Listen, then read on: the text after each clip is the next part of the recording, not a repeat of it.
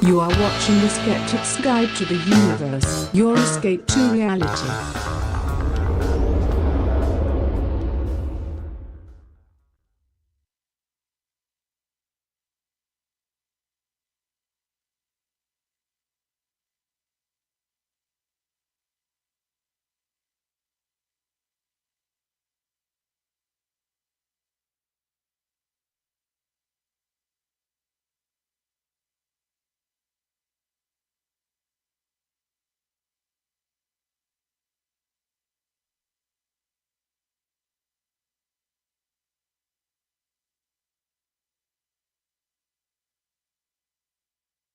Been a week. Oh, hello from there. We are now everybody on YouTube. Hey, I'm going to be in Denver in 2 weeks. Oh, Denver. Yep. I will be there. Be there, be square. Says no sound on YouTube. Yeah, no, that's back. It's back. Yep. When I switched off to the other thing, it went Melbourne. All right, man. CJ moving, but no sound. Sound. There it is. All right, so what? About 13 hours ahead of right now, which means it's like what? one in the morning. Yes. Can you get rid of that on the? Is it? Is that it's blocking the chat? Yeah, Yeah, I did that. thank Okay, you. there we go. Yay, sound. First time you've ever caught this show. Oh, the secret Wednesday show that I just started posting on Patreon about today. Although it usually happens minutes before we go live, so that's all I can do for you. All right, I'm sorry. That's it. So we have a few interesting things. What did this person to look post at today? Oh, it's the Joe from Nauticon and the Dallas shows. Oh, what's up, Joe? He's in our Discord. He was at the Dallas show. Yep. I don't know if you can see this image. You can't. I cannot see the I'm not going to image. dox him, but it's fine. Cool. Olivia wants to remind you of the watermelon. Oh, thank you so much. Thank you every day. I appreciate that. So we got some stuff And a to watermelon talk to you about. as well. Yes, we have a litany of things that we've collected from our travels on the Reddit and the other places and the TikToks. Yeah, We're doing it for you, chat. Reading some stats on the Hamas-Israeli situation. I don't know if I want to call it a war. Yeah, it could be better. A little one-sided, I would argue. Could be better described as a freaking massacre, but God damn, what is going on there is so unbelievably wrong. Yeah, it's scary. We should couch the words we use because TikTok is a little weird. I mean, they're all, you know what I mean? Like, they all suppress if you say anything too, like, whatever. All right. Oh, thank you, Payday, for the Yes, appreciate it. We appreciate that. But it's yeah. Anyway, you need to be proud. I had some work guests in the office this week, and I told them about the watermelons. Why would you show them that? It's funny. You're right, Dennis. You know what it is? It's rare in life that timing hits so perfectly as that watermelon scene. We should show that. We got to show everyone what we're talking about. No, we don't. They can go back and look. Oh, you know what? Wait, hold on. Is TikTok muted? Why is TikTok muted? Hold up. Wait a minute. Okay. Hold on. I'm here. I'm not going anywhere. Are we muted on TikTok? Anybody? Did they mute us? They're trying to suppress our freedoms. Yeah, I know. This whole thing about, not being able to speak out against what the Israeli government is doing is considered anti-Semitic. Like, what? No. We're just commenting on what's happening. Sorry about that, TikTok. Sorry, TikTok. None of these things that I'm reading and seeing and people, the comments that people are making, they're not talking about the Israeli people. They're talking about the acts of the government. Like as an example, when the U.S. government does something, I'm not responsible for that, and I am not, I should not be judged for it. I mean, unless I voted for the person and backs it. That's another level. But even still, yeah. I mean, like there's a limit. But the Israeli people are not. They are not Netanyahu. They're not him. And he's the one that's responsible. And the thing that really bothers me is it seems so obviously motivated by his fear of being ousted and dealing with consequences. If only there was another president that we would be reminded of in that same vein. Yeah, right. If there was only another guy that was similar. Yeah, it's So, I don't like the protests that are happening in the United States just because they've turned violent and it's, Well, let me push back a little bit on that. I don't think the students are violent. I think when you introduce cops into that situation, then it becomes violent. Yeah, I mean, in general, I'm just saying I don't like where it went. Yeah, but that is... Protesting is great. We should protest, and people should feel free to do that. I've heard, I don't know if this is true or not, but I've heard that they say that there are like professional activists that are in there that are trying to spike things up. Bullshit. Yeah, bullshit. it sounds like BS to me too, and without proof, what can we say? Yeah. No, they said it about it yesterday because I was watching the Columbia stuff. Because they sent in like a huge amount of cops, and the media, this is like manufactured consent, which the media literacy we got to know about, is they said, oh, these are outside provocateurs, but all the people that took over the building were apparently students. Yeah, so it's that's like what I read too. You know what I mean? So they do that intentionally. Outside provocateurs, which is so. It sounds like so ginned up to me. Yeah. Okay, who are they? Right. Like if they're there and they're the police were there, couldn't they find those people? I don't know. I just whatever This is part of being a skeptic too, the media literacy thing. Yeah, we have to be careful. You can't go so far down that rabbit hole where you're like, I don't trust any media, therefore X, Y, and Z, Illuminati. But there are legitimate things where they, coalesce around money or like whatever, of course, or the U.S. State Department, So it's like money is the number one driver of almost every effort, almost every human effort. It's really so. Of course, we have to be careful of what the media say. Any media outlet, I'm not. When I read my daily dose of the different media outlets that I go to, I am being highly skeptical of what I'm reading. And it's hard too, because it's like, how do you, every word you're going to be skeptical of, or you got to like really think while you're doing it. What you need is if you learn about critical thinking, then we call that your baloney detector kit, right? Mm-hmm. I kind of label it like you're developing an ability to unconsciously have red flags go up. So I trust my skeptical training, and I don't have to like think super hard about thinking critically because my brain does it unconsciously now. Yeah. Right? And we just, you're like, oh, is this real? Is that true? Do I, am I going to believe that? You're just getting, yourself into a position where you have a skill set that is going to help you unconsciously ask questions about the content that you're reading. Yeah. And also you got to find good media outlets that you have vetted, right? So like the ones that I pick in the media bias chart, that's not a Gantt chart. It's a four quadrant chart or whatever. Yeah, I've seen that before. Yeah, basically what it does. I think we're on it too, aren't we? Yeah, we are on there. That's pretty funny. From all the way to the far left to all the way to the far right, where do these different media outlets fall in that spectrum? Yeah. And the ones I read, I only allow myself to read the ones and really, believe what I'm reading are the ones that are in that middle line that don't seem to have a political bias. There probably is some issue even with denoting though the far left and far right, because sometimes like what is that, the Overton window that says like we're kind of skewed right in America, so they're like it's kind of like a you gotta look at it maybe in the center but lean a little left. I don't know. Well, our criticism of Trump, our criticism of Trump has pushed us into the left side a little bit. Oh, sure. Which I think is unfair because we are 90% of what we talk about with Trump is coming from a complete skeptical and scientific position. We try not to talk straight politics, right? Because straight politics is mind-numbingly a waste of time. And there's other people who do it better, let's say. Yeah, of course. We talk about things that he said and things that he did.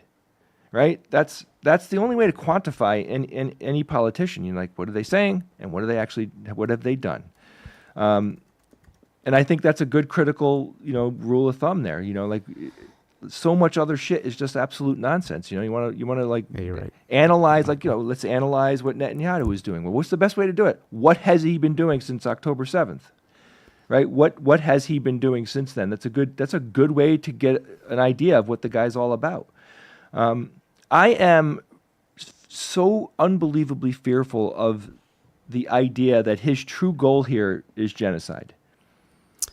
Yeah, I mean, there are unfortunately even like statements that a lot of people in the that party, what is it, Likud party, whatever, they're like pretty far right party, have said some pretty like frightening things Yeah, I mean, about that. but they're doing everything, like you don't destroy 47 hospitals Yeah. and kill all of the hospital workers, the healthcare people. Yeah. You don't do that. I also don't like the phrasing of the IDF is the most moral army. It's like that should ring alarm bells. Like, why are you saying it like that? Like, that seems a little like telling on yourself.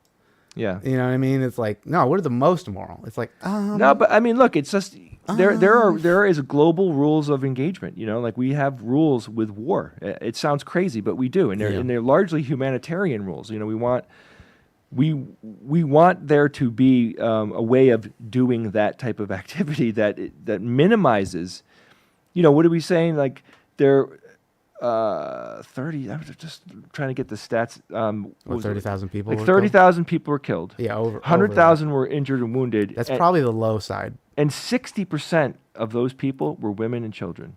Yeah, well, 60. I think it's over 50%, closer to 60% of the population is women and children. Yeah. And then there are some claims that 14,000 of those people were quote unquote Hamas, which I think it just relates to like them being male and of like potentially fighting age over 18, which also seems to telling yourself that it's like, okay, but then what about the other 16,000? Like, so like, but it's the really point, the stats are important because it tells you like they're not killing potential, future army members or, they're killing civilians. Yeah.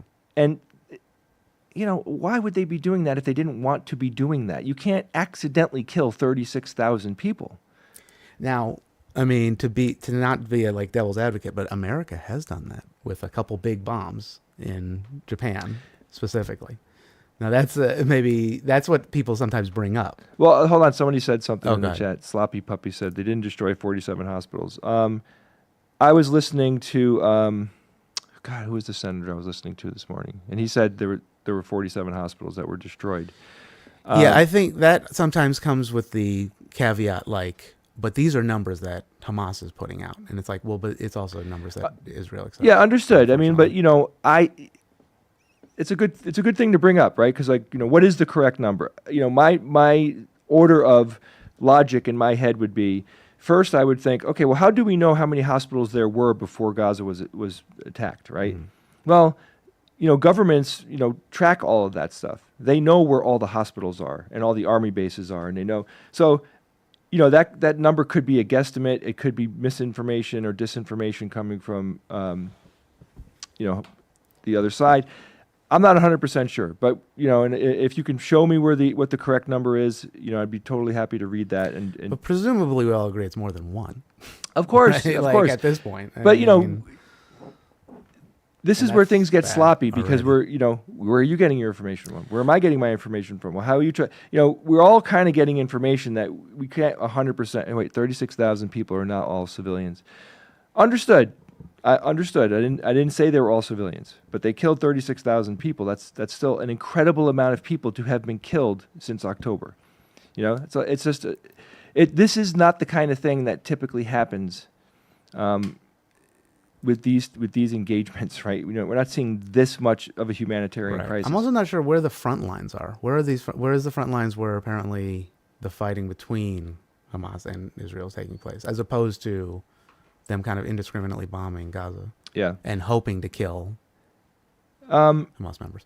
And Hamas definitely was doing a lot of shifty stuff, like. But there's a long history of what was happening. You know what I mean? This is not like it just happened in October. Regardless, I mean, I think what's an interesting take skeptically is like, okay, even if the number, let's say we got it wrong, does that put into question the actions? What is that fallacy there where it's like, oh, you weren't exactly correct, so therefore we can dismiss your whole argument? Yeah, I mean, let's play a numbers game here. Let's say it was 10,000 people. Would that be enough to make you be like, what the hell is going on? I mean, yeah, all right. The numbers that we're getting are not going to be super, super accurate. Somebody said in the chat 20,000. Hamas says it's 20,000 killed. the point is, we absolutely know there's a humanitarian crisis going on. We know women and children are Fallacy. That's true. dying of malnutrition and lack of health care. 1 million people were displaced. Yeah. I mean, come on. I get it. We should be paying attention to the details here. But the bottom line is, I look at this moment in history. Look at where we are right now. We have Russia trying to take over a sovereign nation that would absolutely fall to Russia's will if they weren't being helped by many, many countries.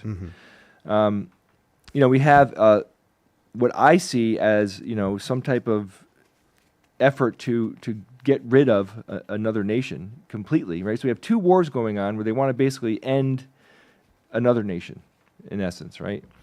And we have crazy stuff going on in politics around the world, particularly in the United States.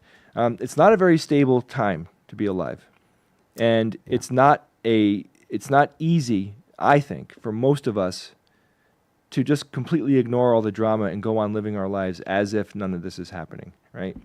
My point is that I think critical thinking, particularly in the last few years of my life, luckily, I've been doing this, podcast 20 years, probably 5-6 years more than that, previous to the podcast, we were doing the New England Skeptical Society. So I've been a skeptic for, say, 25 years in my life, which is over, just under half of my life.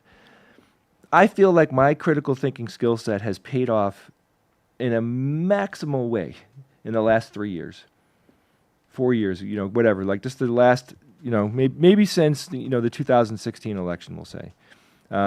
It's paid me back, an order of magnitude more than the effort I put into it, with being able to circumnavigate misinformation, recognizing the difference between misinformation and disinformation, being able to quantify things, being able to think about things more rationally and less emotionally. Like last week, I got very emotional. I was really pissed off. I'm still pissed off.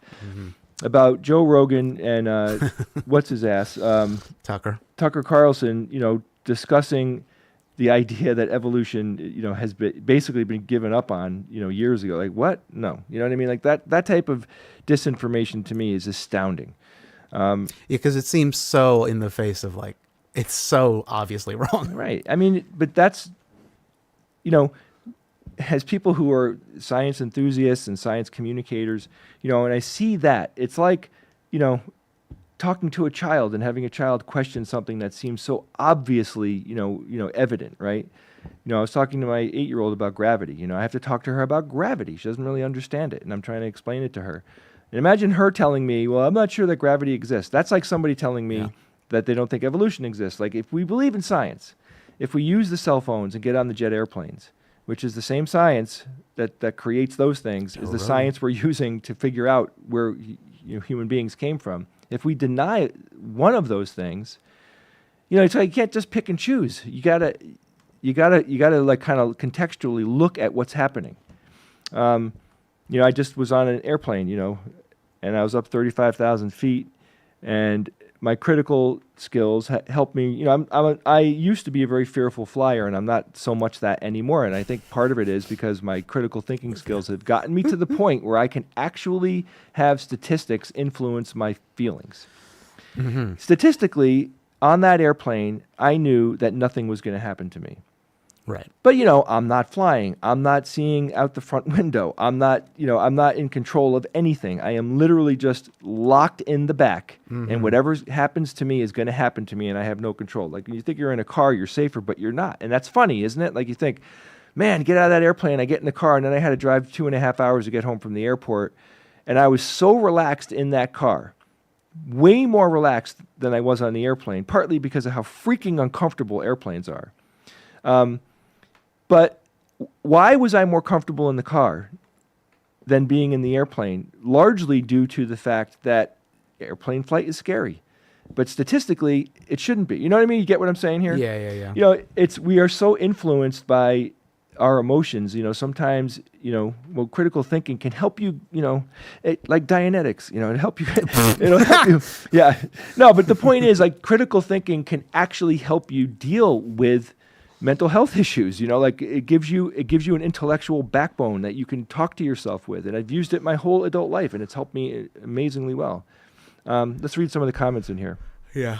Jay, I recommend listening to some of Sam Harris's podcasts on Hamas, Israel. It might help fill in some knowledge gaps. I mean, I don't know about Sam Harris that much anymore. No, I mean, Sam Harris is he's a up and down, a brightly bright intelligence without a doubt, and I do respect a lot of the work that he's done. Do you remember when you tried to popularize the term brights instead of atheists? Was he involved with that? I think so. No, I thought that was like early Randy era. Oh, was it Randy? Yeah. No, but I mean, even Sam Harris, look, and I fall for this too. Look, don't get me wrong. What I'm about to say about Sam Harris, I will point that finger right back at myself. But there was a situation where Sam Harris called me and Steve douchebags. And I completely understand why he felt that way and why he felt that he needed to comment on it. But he was wrong.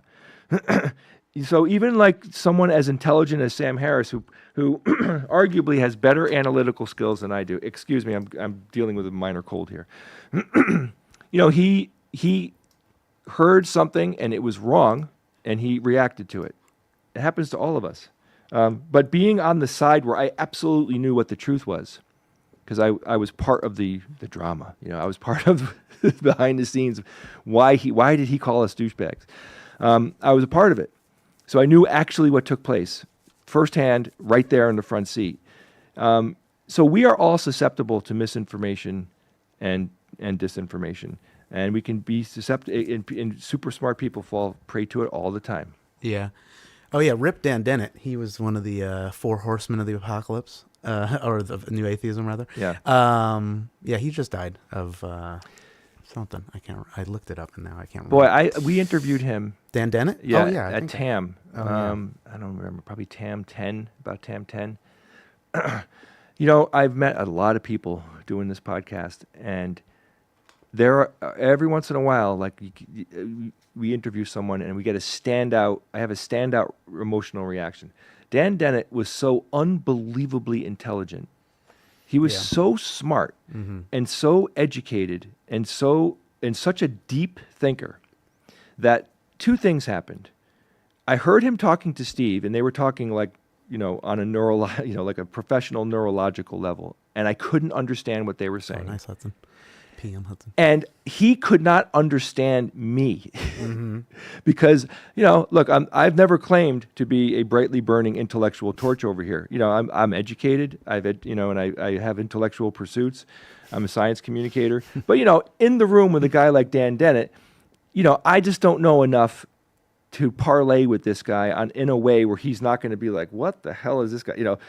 He's not used to talking to like street people. You know what I mean? Like I'm not trying to disrespect myself. Like again, like I feel very Jay lucky. is a street people. But I mean, even though I had all of that behind me that I have accomplished, it was remarkable being around someone like that is that smart, and it was dripping from him. Now look, I met Neil deGrasse Tyson, and Neil deGrasse Tyson is, my God, is that guy smart. Like I have so much respect for that guy's intelligence, but he is so much more. I don't know. I just feel like he's so savvy and he's so capable of talking to anybody that, I didn't feel any of that with him, even though I would put him in a super high category for intelligence. Sharon. What did she say? Oh, you burn bright and you're always... Yeah, but Sharon, you know what I'm saying, right? Like, like we're all skeptics. Most of us here are just critical thinkers, and, like we don't have any leg up in any way. We're not like, we're like in the top 20 percentile, whatever. I just don't think of myself that way. But I have met so many people, and through the years, every once in a while, like I get in a room with someone like, oh, like damn, that person is so smart that like I don't, I can't communicate with them. So it's fun. He seemed the most chill out of the 4. No shade thrown on Hitchens, but like of the 4 of the horsemen, he seemed the most. So who's he when you say he? Oh, Dan Dennett. Oh, sorry. he. Absolutely. Like that guy was speaking on such a highly intellectual level and everything. I think he could come off a little, crass because, when you're talking in a way. I don't and know enough about him, but like, I guess the way I could describe it is, some people that I meet are talking where they're talking in words that are collections of words. yeah. And you have to be able to know what that word is and be able to fully understand what it means inside the sentences that they're saying very quickly in order to keep up and fully understand. That's a interesting way to think about it. Like, the vernacular and all that stuff just was like, wow, like one of those, like, okay, I have to really like rethink what I'm hearing and slow down. I was always a few sentences behind what was happening. And I love it. My God, thank God people exist like that, right? If we don't have people thinking on that level and we don't give them opportunities to elevate their intelligence the way, I'd like all of humanity to do. I wish that everybody should get a free college, university education. Yeah, you'd think. But, these types of people are the giants. And we're all luckily, benefiting from the work that they do. Like, I couldn't even take apart an iPhone, let alone truly understand all the intricacies of what's going on in it. But man, do I use the hell out of that thing. And I'm super thankful that people did it. And I'm really happy that even though, Boeing has had some quality issues and all that stuff, I'm really happy that those engineers know what the hell they're doing when, that freaking engine is spinning so fast and the crazy physics thing is happening in it, but it works. Yep, until the door falls off. But, that's...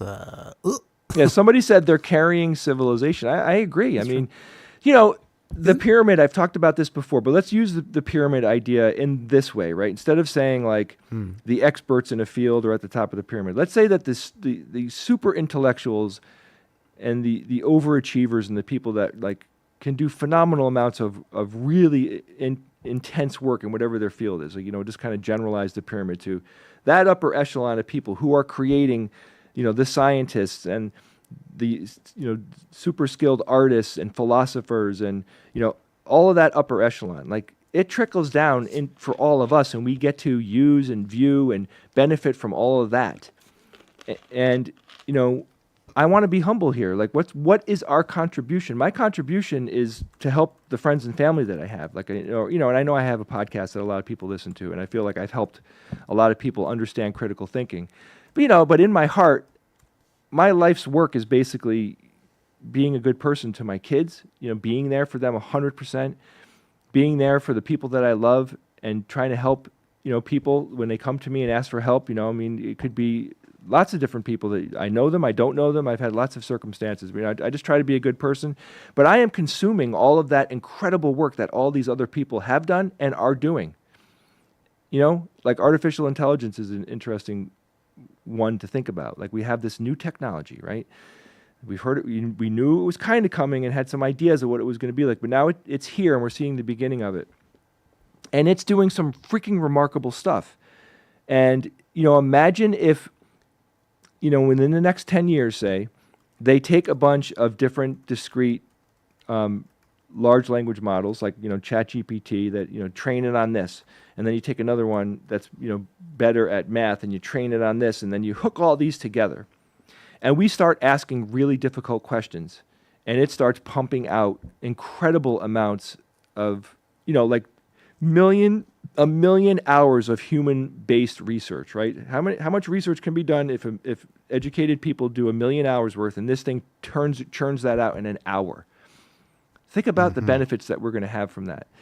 The people that develop this stuff are remarkably intelligent. Like the people who are architecting this, that understand it so well that they can create it and then improve it and all that. Like, we benefit from that in so many ways. And, we're just lucky. We're lucky, man. I went to the doctor and I got an antibiotic last month.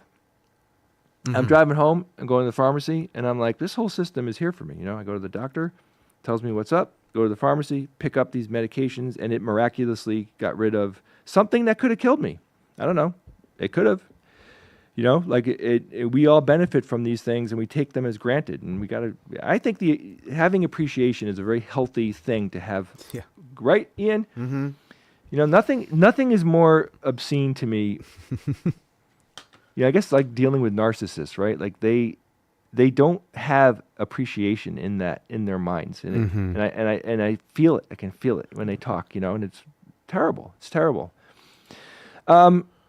Anyway, let's. Yes, we've done a pivot, quite a big pivot, Olivia. Let's maybe move on to another. We have some TikToks and videos that we could watch during this, unless you had anything else to say about the state of the world, Jay. No, I mean, Or I'm pontificate just about anything reading else? through real quick what comments are people saying. Yeah. Yeah, I mean, there's large language models that are digesting stuff and regurgitating and all that. I agree. That's another conversation. I mean, I think that's a programming problem that will, an engineering problem that will be solved. I think that creating unique things like humans can do it, but we are absolutely influenced by everything that we come in contact to, and that does kind of get folded into what we do. Like I'm writing a screenplay now, right? Mm-hmm. I am looking to be influenced, right? And I think that's one way that people who are doing something artistic, they want to be influenced. I'm going out and trying to fill my quiver up with interesting things that other people have come up with to help me come up with my own ideas. I think it's just a matter of time before artificial intelligence is churning out artwork that isn't any different. Take this with a grain of salt, please. Mm-hmm. But it's no different than the way that a human brain would do it, in the sense that it's affected, it's aware of a lot of things that are out there, a lot of styles and all that, but it's able to come up with a way to create, a unique perspective on things. I think it's inevitable. It's going to happen. Yeah. And I think we as the populace need to talk about this. We need to talk about these technologies and make sure we're all aware of it and have opinions. I don't like the idea that AI is stealing other people's work. Yeah. And I would like that to be remedied. I haven't been fully convinced that it's happening on a level that I hear a lot of people saying it's happening on. I think the problem is that we don't know, right? So there needs to be maybe some legislation that says you have to reveal what you consumed as a LLM or AI or whatever. I use AI a lot now. I'm using the Suno, the songwriting one. I'm using Midjourney. I'm using Dolly. I'm using ChatGPT like nobody's freaking business. Mm-hmm. And out of all the things that I've created and everything, like I've had Midjourney make me artwork specifically to look like an artist's artwork, and boy, can it do it. And it does it phenomenally well. But, that might not be good, right? That's something that needs to be figured out. Like, is it okay to do that? That's something that people have to make decisions on. It seems like if they're dead, probably doesn't matter, right? Like if it's a Van Gogh, Yeah, it probably doesn't. These are complicated discussions, though, Ian. First of all, who's right? Who gets to say that their opinion is the right one? There, that was easy. But when I just ask it to do stuff and I'm working with it, I make a lot of imagery, for example, for my Call of Cthulhu game that I run, right? Use UDO? And I'm using different software to help me come up with artwork and stuff. It doesn't, I'm not seeing anything that strikes me as ripped off from somebody else's artwork. I'm just not seeing it. Partly probably because of my education. I just, how could I possibly have 100,000 artist styles in my head, Anyway, no one has shown me an example that was like, this should prove to you, that it's derivative. Anyway, that's another discussion. It's a hard thing to talk about for a short amount of time. I want to come back and yell at somebody in the chat. Go ahead. In a way, and I appreciate the science and field of medicine. I don't appreciate the extent of the profit motive. I'm like, what do you mean by that? I assume you mean that we have a Patreon, ads on the show. Are they talking about us or just in general? I think us. I mean, put that back up. Let me see that again. Unless break yourself. I appreciate the science and field of medicine. I don't appreciate the. Just ask the person. Okay, maybe that's not us. Yeah. Let me take a second and give them. Ask break yourself. Break yourself. You hear me? Now you better answer correct, or you're gonna get yourself. Let's talk about it though. We are transparent here. The reason I brought it back up is because we get emails occasionally about that. It's like, how come you have merch or doing an extravaganza? It's because I don't know. It's fun. People want to see it. Well, but look, it also helps us pay rent. Any human endeavor. I work for the SGU. I'm a full-time employee of this production company. Okay. Now, in order to do the work that we do, we could do it for free on a much lower level, and we did that for a very long thanks. time. We did it for a very long time.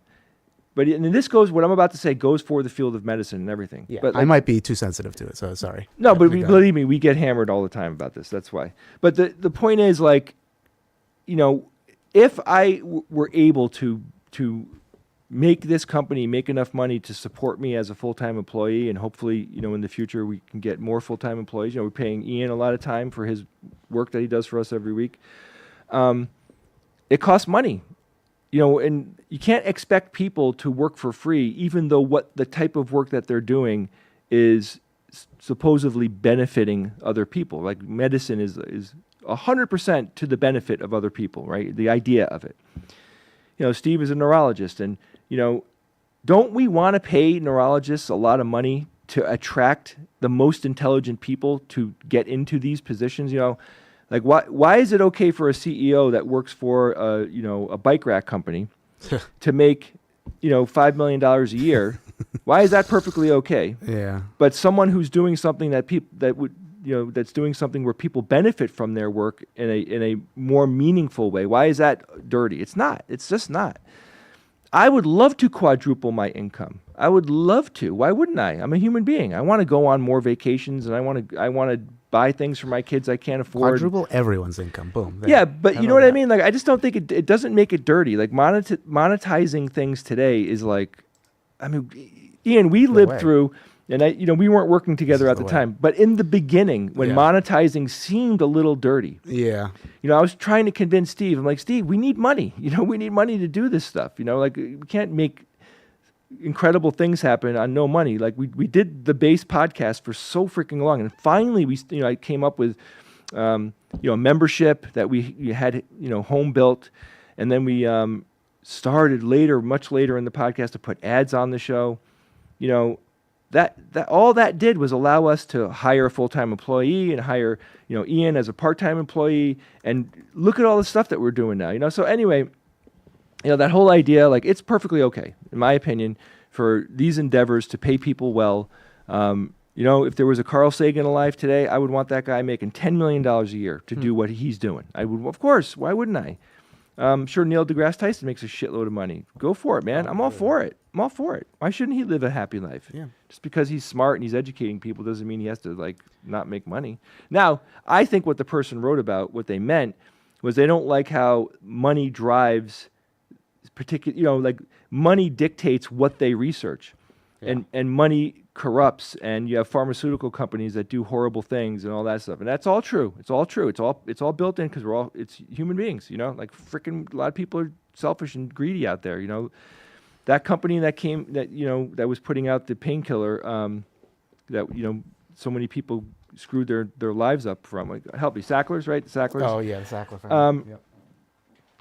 I don't think that they got a 100th of the pain that they should have got for what they did. I don't think that the punishment fit the crime at all. But that's the world we live in, you know, like, big companies and people with a lot of money, they have a different, they get a different set of rules, man. That's the upper class today. That is the actual upper class today. It sucks. It sucks. What can we do? We've had recent presidents give rich people tax breaks. Yeah. What the fuck? Why? What are you doing? That's the hashtag no more billionaires answer to that. Most of us are middle and lower class. That's most people. If that, yeah. Holy shit. I have something I want to talk about. Oh, here we go. Which dovetails perfectly into what I just said. Uh-huh. Lower class and middle class are the people who generate the money that all of the countries in the world are running on, right? I went to the supermarket with my family yesterday, and I was having a really good time, right up until I fucking tried to buy milk. There was a $12 gallon of milk in the supermarket. $12. It was organic, okay? Oh, yeah. But still, because organic to me is just bullshit anyway. Sure. But the fact that 1 gallon of milk is being charged in Connecticut in the United States, $12. There is a part of me that still thinks that milk should be $1.50. Yep. $12. And I saw it, and I called my kids over, and I said, look at this, guys. What do you think of the price of that? And they were smart enough to know it was crazy. And how about that? An 8-year-old and an 11-year-old saw that, and they were like, Dad, that price is, you know, why is it so high? What's going on? You know, I'm like, this is what's happening. You The know, market. Maybe that's Martin Shkreli. Anybody remember Martin Shkreli? He's the Yep. guy who like pumped up the drug prices for insulin. Was it? it was insulin. It was insulin. Yeah. It was something that was like ridiculously cheap, and he was like, "Well, the market will bear." I was like, Yeah. okay." Yep. And that guy got screwed. You know. I mean, in a way, if it's like at Whole Foods and it's for people who are like kind of frou-frou, got money to Hey spend. man, if I was at out the same time, milking a cow farmer bro, and yes. going through all that, I would probably say I have to charge $12 for this guy. But that's not what milk costs, though. We have it automated. We have machines. We have all sorts of stuff that makes it so it shouldn't cost that much. And I certainly don't think that the local farmer is making the extra money. Sure. But and another thing, and then I'll get to the point of what I'm making here. In that same supermarket visit, I saw Kellogg's cereal, 2 boxes for $5 on sale. They can't give it away. Yeah. They can't give it away, Ian, because the CEO of Kellogg told people, you don't make enough money to buy like legit food for dinner for your family, you know, a protein and a vegetable, right? Yeah. Have cereal for dinner. That MFer said that, and so many people took offense to it. I completely stopped buying all Kellogg's products. I'm not going to do it. I don't need to. There's just so many other companies. Man, I could get the same shit by another company. They're not making anything unique that I have to have. Right. So we can vote by the way we spend, you know, which I think is within important. reason. But I do not think that the politicians that are in power today are solely responsible. You know, honestly, like, is Joe Biden responsible for that? No, it's corporate greed. No, yeah. Joe Biden and when Trump was president and when Bush was president, and go back, they couldn't go to these companies and say lower your prices. Like we have to pass laws. We have to use, you know, regulations and you know, keep them on rails, which we, you know, when you ostensibly we do. I don't know if we actually do. But we do need to do it. But we, you know, that is almost impossible to get done in today's modern versions of government, because in the United States, you'll never pass it. Joe Biden could try to pass that bill 10 ways to Sunday. Hell, we couldn't pass the border bill. Gave them exactly what they wanted, and half the government said no to it. Yeah. So that's a systemic problem we have in the government. But those corporate CEOs, man, they're like, yeah, raise the cereal price again. Raise it again. 2 weeks later, raise it again. They don't give a shit. They're making money hand over fist. You look at their profits. Coke is making more money now than they ever did. Yeah. So that part is bullshit, because as consumers, we can't do anything about this. We could just say, "Oh yeah, I'm not going to buy Kellogg's products," and temporarily, you know, you can get $2.50 for a box of cereal, and then it'll go away. It's not like anything's going to change. But you know what Steve tells me? And it blows my mind in the most horrible way. When I complain to him about supermarket prices, he goes, "Jay, that's the way it is, and it's not going to change. Those prices are not going to change. That is the new normal." Yeah, that's definitely the new normal. They got away with it. So I said to him, "Well, you're my boss, Steve, and you control my income. So can I have a pay increase?" Everybody, look, this is what's happening though, right? Like, I know it's funny because it's Steve. So the SGU can't pay me more because we don't make enough money to do it. Yeah. But you know, prices have gone up so incredibly. I know. Everything is like, we got hamburgers for my family at a local burger joint, which is great.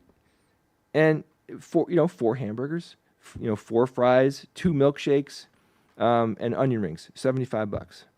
Yeah, hamburgers. Crazy. It's a lot of money. So I can't. I feel bad, but I told my kids, I'm like, we gotta just cook. We gotta, we can't do the restaurant thing. We have to lower that by a quarter. Yeah, to just make up for the fact that it's so expensive. Like, it's just not worth it. $70. I could invest that in my retirement. I could have bought all that stuff at the supermarket for probably $15-$20 and been able to make more than 4 hamburgers. Yeah. So yeah, we got to spend more time cooking and all that, which is fine because it's healthier to cook yourself. But the bottom line is, yeah, we're all feeling it. We're all feeling it, man. It sucks. It's really, really scary. Yeah. I'm worried about my generation and the next. Like, none of us have fucking retirements. That word doesn't even make sense. Like, to most of us. I know, man. We're just trying to live. I'm trying, like I moved everything to Schwab. I moved over to, to Schwab and a couple of other companies. I'm like really leaning into my retirement now. Yeah. And it's one of those things, like, it is unbelievably powerful to have investments happening for a long time in your life. Like if you're in your 20s out there, guys, and you're just starting work, anybody out there, anybody who is in the workforce, but particularly those people who are really young, I'm talking to you. If you can put $10 into a 401k or a Roth or a standard IRA, if you could just, any tiny amount of money, the longer it's there, the incredibly more money it will earn. And, the history here is so clear. You look back on the stock market growth and everything, and you can rely on between 6 and 10% growth, and that's it. That's what we have to do. Pensions barely exist anymore. Yeah. And Ian, you and I work for ourselves basically, right? Yeah. Mm-hmm. In a sense that even though, Steve's my boss, like, I am the grassroots guy in this company. Ian owns his own company. Like, we don't have 401ks. Yeah. We're scrimping and trying to live now. And we're also like, damn, I'm getting old, getting up there, man. Now I keep buying lottery tickets. Is that a good idea? Of course, yes. I feel like why that's not? good. No, I mean, look, I buy lottery tickets when it gets to like 500-600 million, or a big one comes out. I'll spend $2, whatever. That's just fun because for that $2, I get some entertainment value to talk to. Right, it is entertaining. Talk to my friend. Right, we've had this discussion, Ian. What do we do if the if I won $1 billion, I take home half of that? Mm-hmm. What would the SGU do with the money? We would buy Steve and then just pimp him out for all different events and stuff. Be like, yeah, we would get out there. I would continue to fly him around the world. Well, what I would do. This is what I would do. Okay, what we would actually do. Let's have some fun. Okay. I would, number one, I would hire probably more than one full-time person that can go and talk to government. Right? What do you call those people? Lobbyist. Lobbyists. Thank you. I didn't sleep last night because I have my cold and I'm like struggling for words. I would hire lobbyists to go and push education and critical thinking, and that would be a whole business all by itself. That just the management of what those people are doing and who they're talking to, and having a direct influence on the U.S. government. We would retire Steve, and Steve would be able to just lecture around the world if he wanted to. I would definitely buy a studio, build a brand new studio and upgrade. Let me just put this on screen so that we can follow what we're doing. Yeah, here's the list. Lobbyist. Okay. More than one. Okay. Two. Because I have $500 million. Okay. Yep. Oh, right.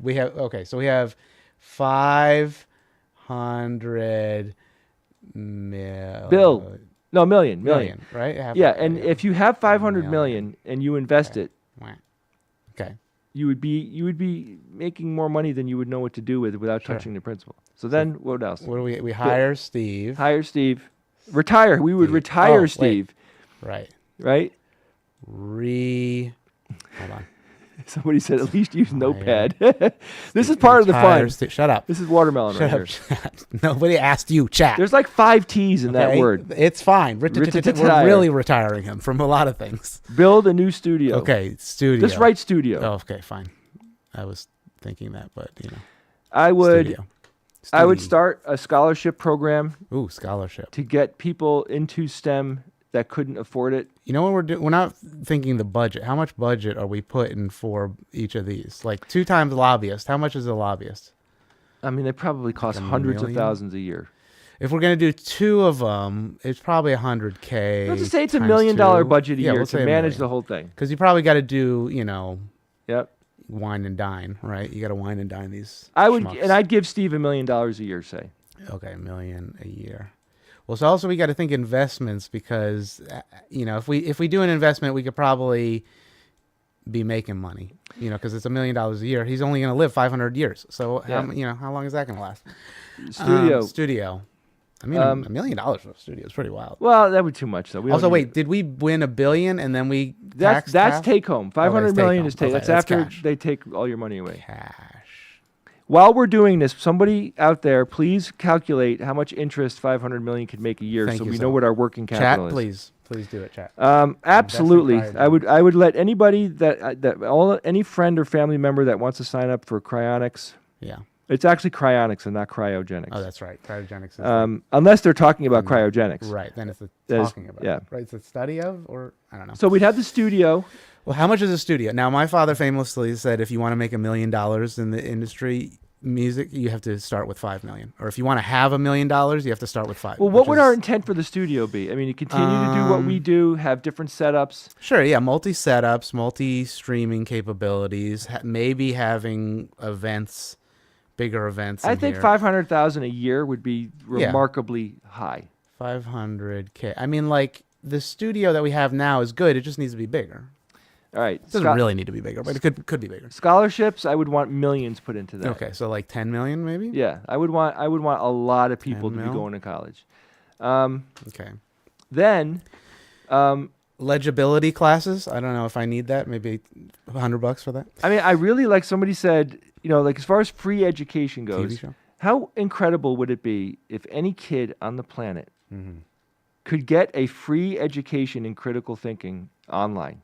I mean, but I'll make it better. I'll make it better. Like, yeah.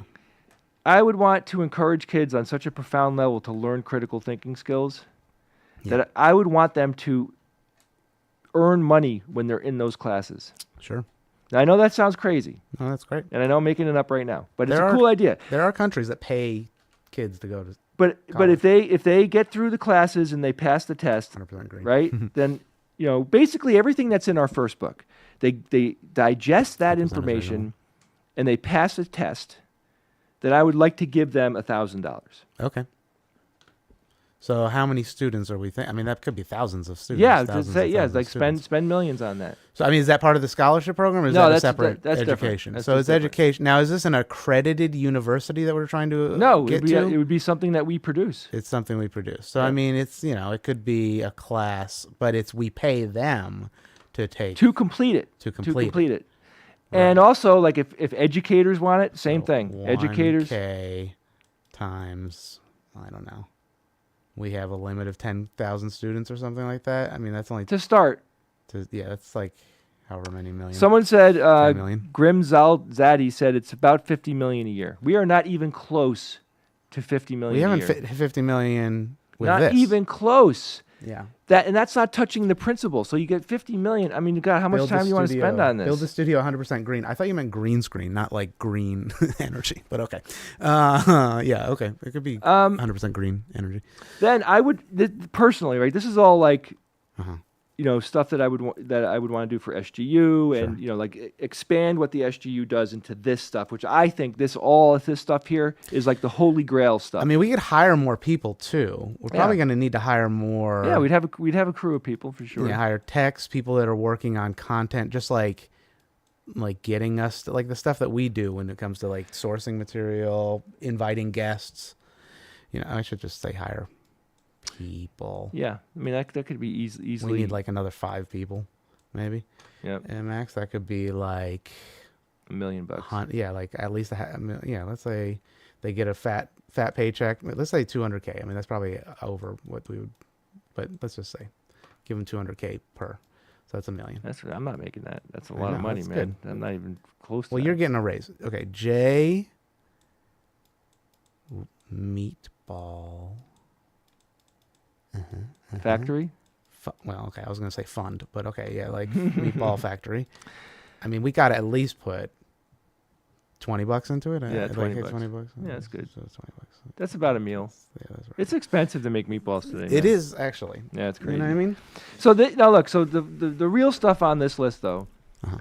So look at the stuff that I have been thinking about. Saucy. One, I want to affect government, and I bet you that with the two, I would start the lobbyist thing, and I'd probably Sure. lean way into that. That might go up to That could be tens, maybe 100 million. I mean, like, think of the big billionaires that are like the evil, robber barons. They're probably putting in 100 million across a lot of different people. You know what I mean? Basically buying politicians. Oh, someone said, how about hiring people outside the U.S.? Of course. Oh, sure. Of course, yeah. I mean, I would want... Americans, we don't like Americans. Yeah, I mean, I'd start here because this is where I live, but I mean, Yeah, well, I'd hire Olivia. Yeah. Olivia. I would pull her out of whatever career she's in and just Yeah. be like, let's let's Get do you it. away from Nestle. Yes, she works for Nestle. No, Olivia was saying that Nestle is like everywhere. Yeah, like around her. But it's fun to think about this stuff. It's never going to happen, but it's fun to think about, and why this exercise is useful. Why? Because I believe this shit needs to be done. I think we should be encouraging people to get educated, make education for free. I think people need to learn critical thinking, and it should be incentivized. It should be something that we like make them do, right? We want kids to learn this in school. That's what the lobbyist would be doing. Yes. We want it in the canon in schools. Buy an SGU branded RV for Supreme Court justices. Done. You know, and Sotomayor wants one. Come on. There are critical. A nuclear reactor? Olivia said we can't afford her. What Whoa. the hell? We have $500 million I in know. cash. What are you talking about, Olivia? Damn. All right. Well, I guess you're not going to be able to come on the cruise with us then. Fine. Now, there are so many things that I didn't even think about. Like the ones I've been thinking about for a while are like the top 5. Uh-huh. Right? The meatball one I think about, but that's not relevant to the world. I know. But I think about definitely the lobbyist thing. I think, it just takes the money. This is where the money comes in. Why is it about the money? Because the money can change the world. You look at Elon Musk and what's his face, Jeff Bezos, these two rich, powerful, rich people, like rich beyond any kind of way we can fathom. Yeah. Imagine if there was a billionaire who was like, I am going to change the world. I'm going to fix the education problem.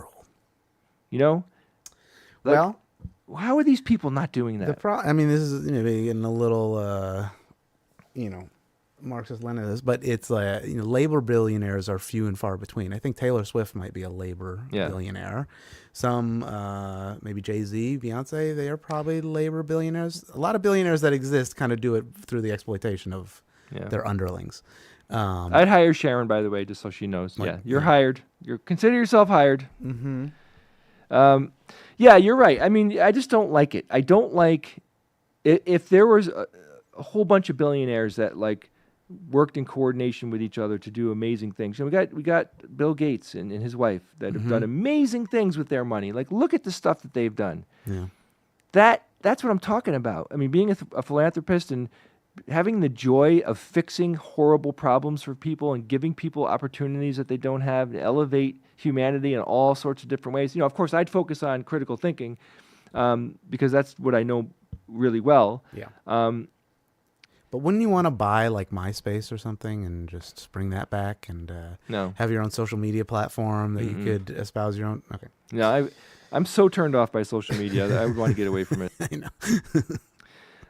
Yeah, that's funny. Like Olivia was saying, there'd be a lot of SGU patrons that would be hired without a doubt. That's true.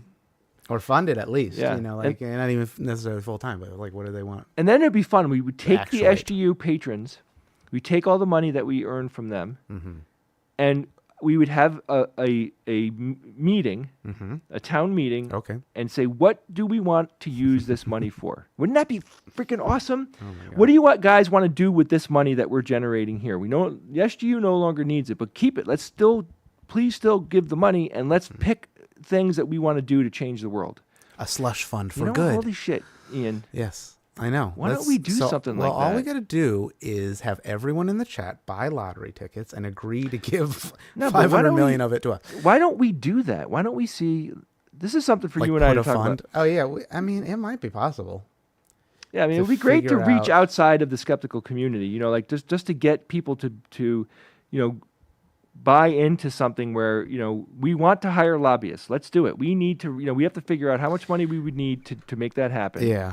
The SGU scholarship thing, that might actually, the lobbyist thing is very expensive. That might be more of like an SBM thing if we can get SBM popping even more. But Ian, like out of all the things that I've ever thought of, that one right there is the most powerful. The lobbyist one? Oh my God, it's so powerful. Like you can actually make things happen. Yeah. I've talked to lobbyists. I've talked to them. I've learned a lot about this over the course of my 25 years of doing this. And yes, you can make miracles happen just from rapping with that. Seriously. Yeah. Like that money, damn. I probably dip into my $500 million, getting away from the $50 million that I earn, just spend $100 million. You know what I mean? Yeah. Like just go for it. God damn. Could you imagine if like in a few years after you get them in there, that you see education systems starting to change. Man, Well, I think the way that a lot of people do it, don't they like set up a think tank? And isn't that like the way that you create the environment to then have lobbyists to like take whatever you're writing and then push that agenda? I don't know if that's maybe more of the right wing. And then personally, what I would do for myself, of course, I would take care of all of my friends and family in a profound way. Amen. I would retire everybody, man. I'd retire everyone I love. I would make my kids. Brewster's Millions. My kids would not get any money until they have reached a level of education that I will have deeply thought about, and the money would be doled out to them in a very controlled way until they're like in their 40s. Yes. Then have a 1996 Corolla. Yeah. But holy shit, man, I would make my movie. Yeah. I would pay to make my movie, and I would do it my way, and I wouldn't put up with anybody's bullshit. I'd hire a director that I love, and I'd do it, and it would be probably the most fun thing I ever did in my life. If only there was like some overarching structure that like had a lot of money that seemed to like control a lot of things going on in the country that we live in, and could dole out that money to do good projects. And we like, as a society, so quote unquote, paid into it to do good things. If anybody can figure that out, figure it out. Like email us and at info at. Okay. Somebody said, "I will retire everybody," quoting me. That didn't sound threatening at all. I will retire. I'm going to retire you, MFer. Yeah. All right, Denham, you're on the list. You're on the list. But you know what? Like I fantasize about this because it's all dopamine. It feels good, right? Yeah. But when, a lot of times when we're doing a live stream, and sometimes even on here, like I'll close out by saying like, do something good for someone, right? Because these small acts of kindness, I truly believe that small acts of love and kindness and affection to people that are in our lives or friends or even just a stranger on the street, that goodwill, those vibes that we put out there to other people can and do have an impact on the world. It does. Yeah. If everybody in the world, like this is crazy, it's never going to happen. But let's say everybody that was capable in the world today did something nice for somebody today. Think about that. Think about how incredible that would be.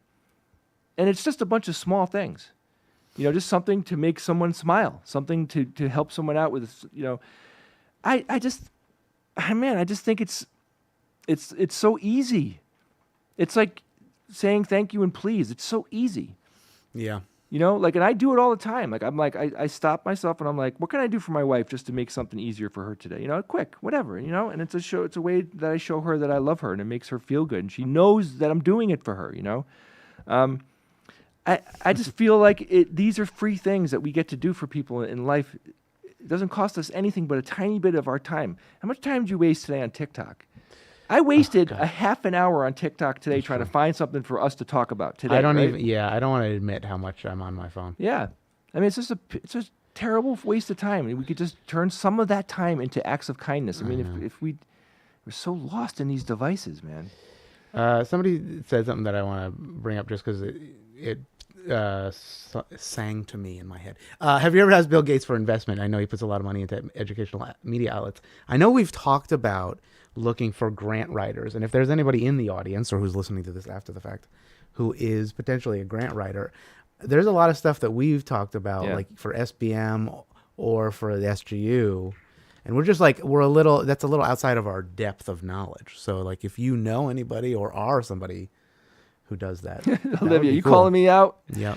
Olivia calls me out. All right. Yeah, I know. I have to. I mean, look, I'm on social media right now. We are talking to each other on social media. The impact of social media, aggregate impact, unfortunately, has not been good. Yeah. We are using it. We right now are using it to help educate and to get meaningful conversations happening and try, push back, beat the tide back a tiny little bit. I'm not saying we're going to change the world here.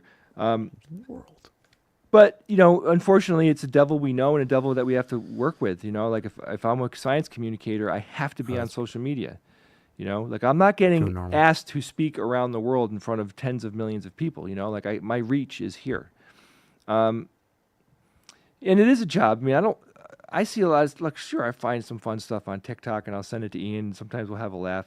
You know, like this video That'd be right here. cool, I'll show you Olivia. one. But while I'm looking for this. Wait, the one you sent me? No, Okay. I'm just this other one. Like, I don't know why I keep going back to this video, but it brings some joy to me.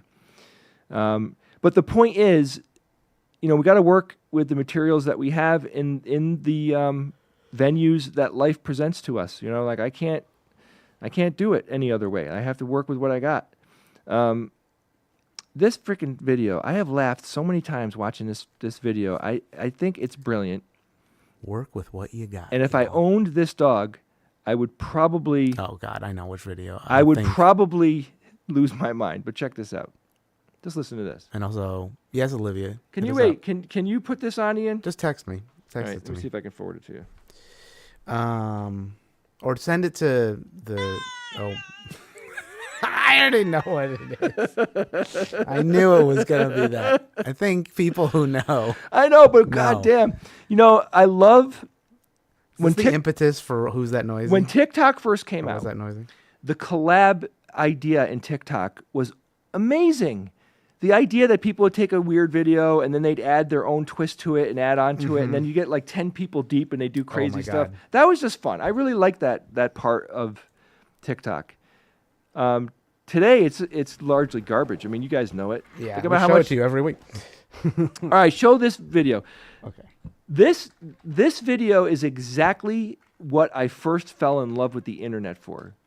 Was for these weird moments of human creativity that were surprising and ridiculous and really fun. Like the beginning of memes and all that stuff. Remember with that? Remember that whole thing? The Budweiser thing? Yeah, like remember when they put it on top of the Super Friends? They took the "What's Up" video, the audio, and think so, yeah, yes, okay. like that. Oh, Lord. Here we go. All right, let me I heard go back to this. Don't play the whole thing. Just play the first 30 All right, seconds. Yeah, You cannot keep oh, Turn up the volume if you can.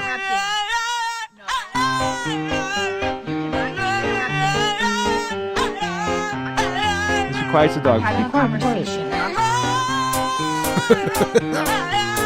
All right, so that guy. is this so dog good. is real. This is all real. I've seen videos. This woman puts videos of her dog. This dog is fantastically out of its mind, right? Because it has like this human voice quality thing that it does, and it loves to do this. And then this guy gets the video, which is funny all by itself. Taylor Swift could never.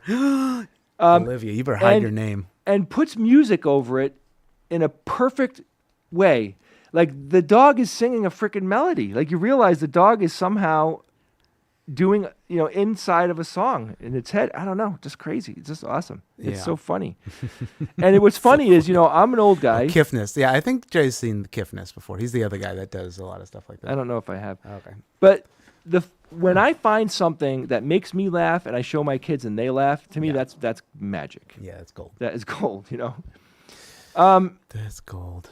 Were there other things we well, wanted we to could get go to? into the actual videos that we have. Yeah, we could just do We that a could little just bit. go. This is a little shift as we are very Someone ADHD on the Wednesdays. Olivia said that she wrote grants.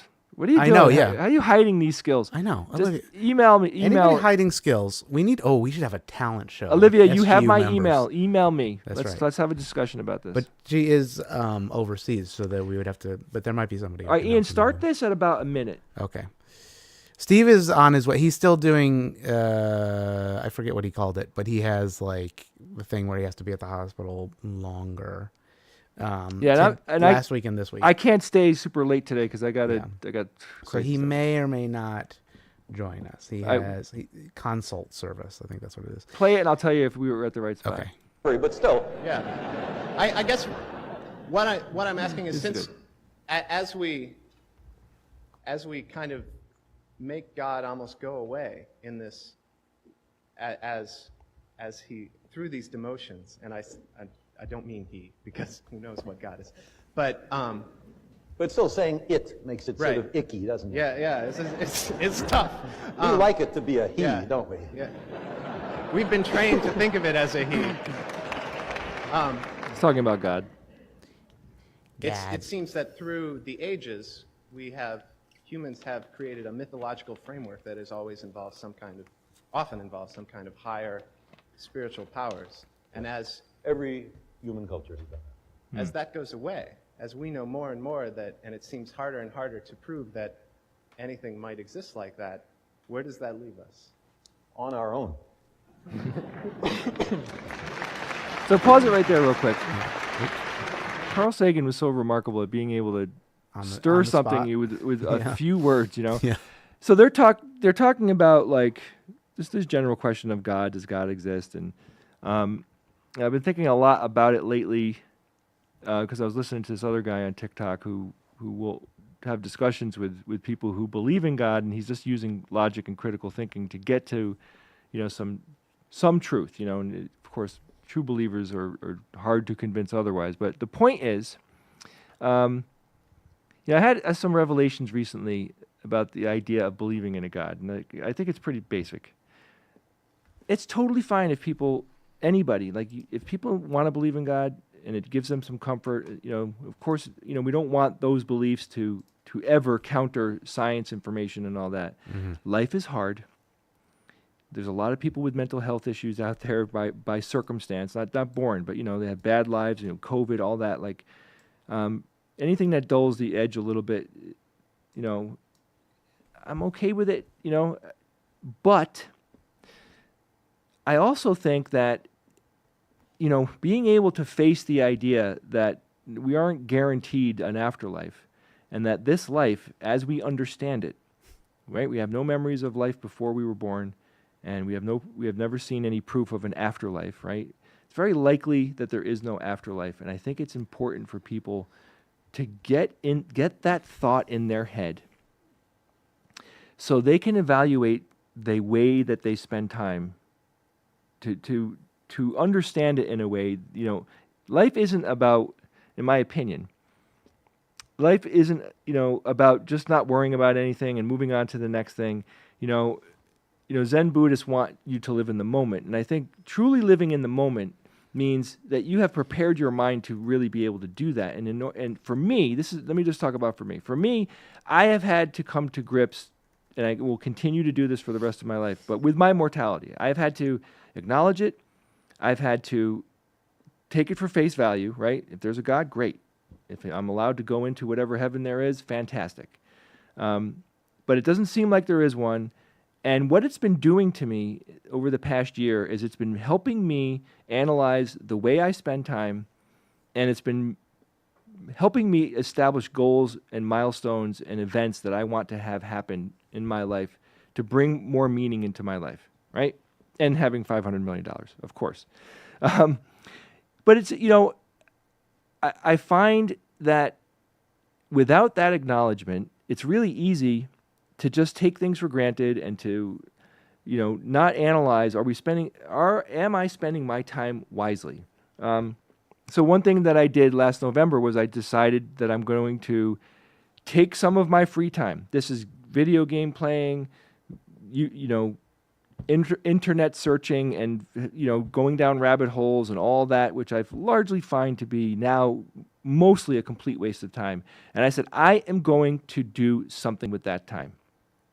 Some people, friends of mine, are learning languages. You know, I decided that I'm going to write this screenplay that I came up with a long time ago. I'm going to write it. I have no intentions of anything happening with this thing at all. No intention. I don't think anything's ever going to happen. I just want to finish it. I just want to do it for me.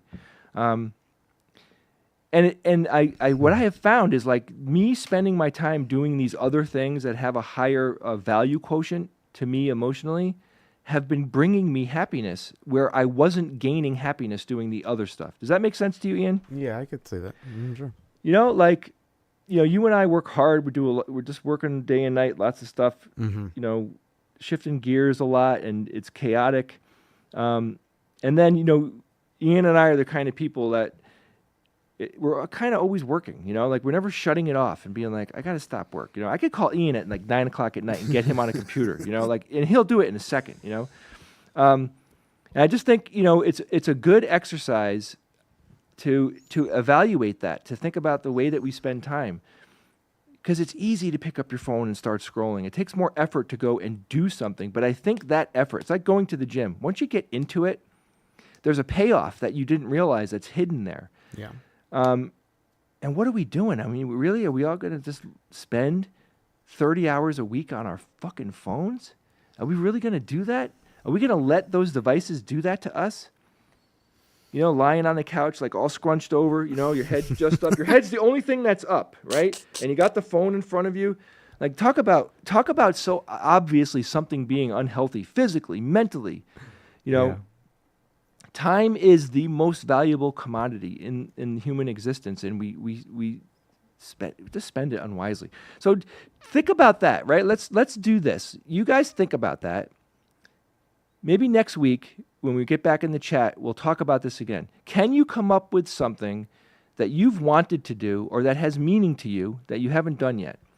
Like plan a trip to another country. You know, for me, it's always like I want to go to Europe, right? Because Europe has so much to offer.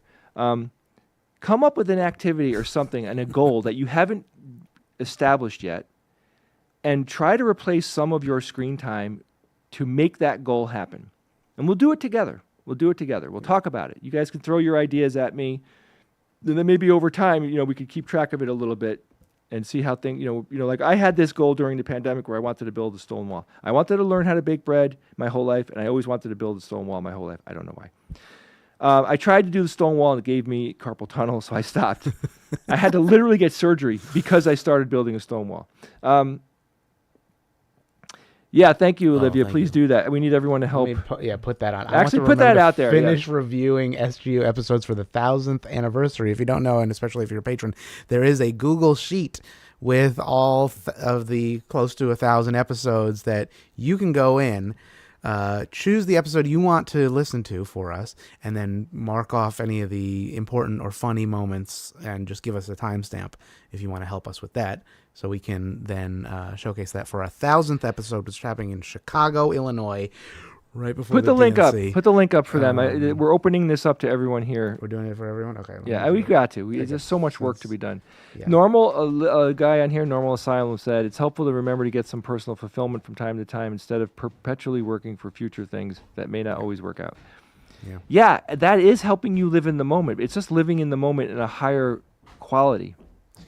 Now, I started paying for a gym, but apparently you have to go to it as well, which seems a waste of time.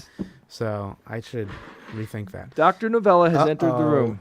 Dr. Novella. Steve, I did not Here raise we my go. voice once. Not once. Proud of you. I did Brady. not do it. I think this is you. Brady. Let me post the link for everybody. There's Steve. Look at that with a haircut and everything. Yeah. Fresh. Got to do it every now and then. Yeah, occasionally. I'll put it in the no, the Restream goes everywhere. TikTok, I'll try to send it to you. This is so with the 1,000 episode list. Go in, pick an N episode that somebody else has not picked, preferably, and just listen through and. Yeah, so the idea is listen to the episode as you're listening to it. If something funny happens that you think is noteworthy, it has to be like, a good moment. Or something really interesting happens, like a really good interview. That could take a long time. Yeah, but we have a lot of people doing it. Listen to the episode, then in the spreadsheet, just write the timestamps of when those moments happen, and I will go in and do my best to find the best Do stuff. your best. We were watching the Carl Sagan thing. I mean, that was good. Do you want to watch that more, or do you want a little What's the Carl palate Sagan cleanser? thing? Yeah, show Steve. Just take it from where we were and let Carl The Sagan 1 talk a little minute bit. mark. Oh, from here? From 2 minutes? Yeah. Okay, here we go. Discussion. Which to my mind is much more responsible than hoping that someone For will save God. us from ourselves so we don't have to make our best efforts to do it ourselves. And if we're wrong, and there is someone who steps in and saves us, okay, that's all right. I'm for that, but we, hedged our bets. It's Pascal's bargain run backwards. I'll say another word. The word God covers an enormous range of different ideas, and you recognize that in the way you phrase the question. Running from an outsized, light-skinned male with a long white beard sitting in a throne in the sky and tallying the fall of every sparrow, for which there is no evidence. To my mind, if anybody has some, I sure would like to see it. To the kind of God that Einstein or Spinoza talked about, which is very close to the sum total of the laws of the universe. Now, it would be crazy to deny that there are laws in the universe. And if that's what you want to call God, then of course God exists. I pause it there. And there are all sorts of other I like that perspective too. You know, like I became a Mason, right? Mm-hmm. And Masons want you to become a Mason. They want you to be accountable to a higher power. I thought you weren't building the stone wall. Yeah. Now, I wanted to become a Mason because my friends were in it, and there was a lot of, like fundraising and outreach, community outreach stuff and everything. And it's a long story, but I had a wonderful experience. But I told them that my higher power was the universe, and it reminded me of this when I watched this Carl Sagan thing. You know, and so I Which think, is basically saying you don't have a higher power. but you don't. But you have a higher power to the fact that you live in a universe that has laws. Yeah. And that there is some type of organizing elements happening that, like, gravity, like it's happening. Yeah, It's yeah. consistent. It's a law. It's and if there is But, I mean, you could also take a philosophical approach to that question, and like, I wouldn't call anything that I believe in a quote unquote higher power, but I do believe in higher principles, right? I don't think that like I am the ultimate, need or principle in the universe for myself. I believe in things bigger than myself, right? More important than myself, right? I believe in that we should be good to each other and that we should strive to make society a better place and the world a better place. I believe in truth. I believe that things are more likely to be true than other things, and that matters. Not reality is not subjective. And I think that cuts it.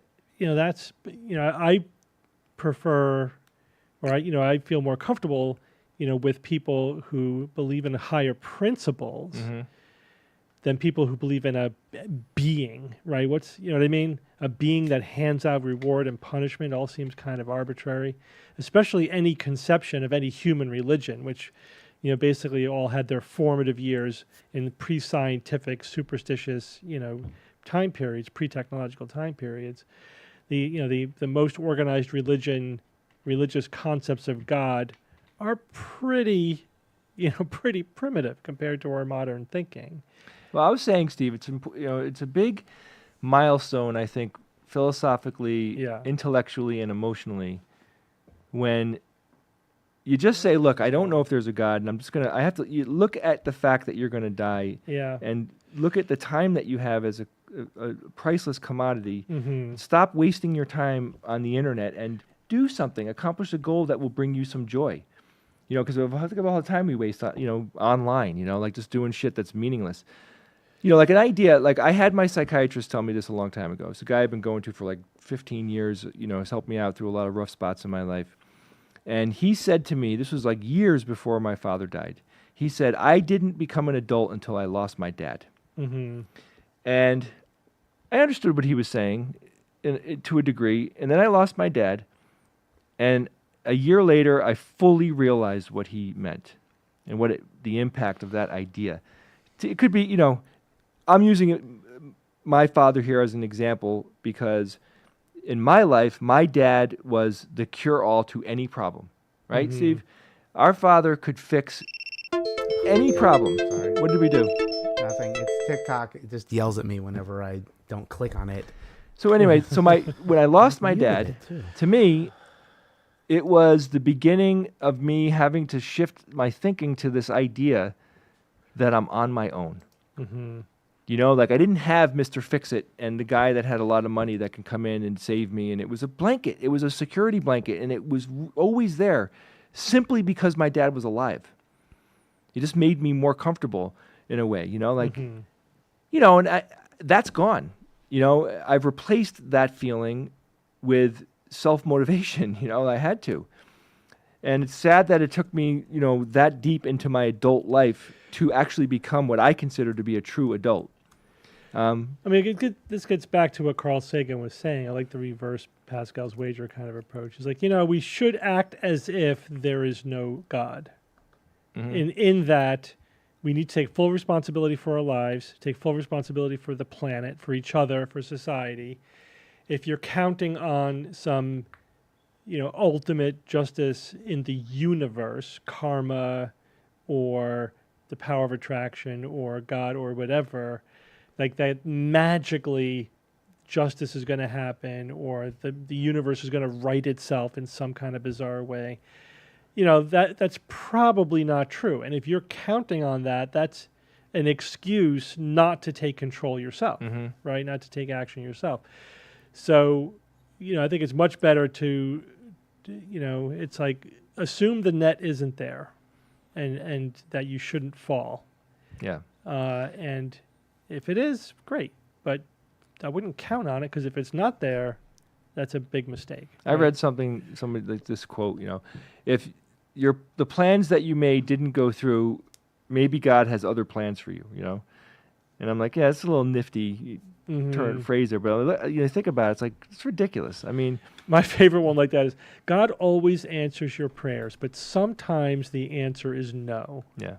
It's like, or he doesn't exist. Just throwing that out there. Yeah. That's a simpler explanation. There's no difference between those two things. Yeah, right, exactly. But the point is, like, I remember many years ago, when we were first developing our skeptical chops and before the podcast, we were talking about, philosophically, what is our position with religion and how should we treat people who have faith, my attitude is I don't want to come down on religion. Like, there's some people have it, they need it, it's a part of who they are and everything. I try to be respectful of beliefs in general. Just be like, okay, people have beliefs. I probably disagree with a lot of people on their beliefs and everything. But we have so much more in common, Yeah. Just thinking about the elections here in the United States, and I was talking to someone I'm very close to recently. We are opposed politically. And then I said to her, after talking to her for a couple hours about politics, I said, let's talk about what we do agree on. And I started naming stuff like, do you think that children should be able to go to school without any threat of gun violence? Yes. Do you feel like people should be able to easily afford groceries? Yes. And I just went down this list of just obvious things that we'd like the government to take care of or do or whatever, just, truths about what we want our lives to be. And we perfectly agree, it's remarkable. Like the fact you could take a MAGA person and take a far left person, and if you just compare some basic human truths, sure, they might not want the exact same thing socially, but my point is we agree more than we disagree on so many things. That is true, although people do disagree on how to get there. Yeah. And there's legitimate disagreement on prioritizing, liberty versus security is a classic sort of trade-off that people can have differences of opinions about. But yeah, I know.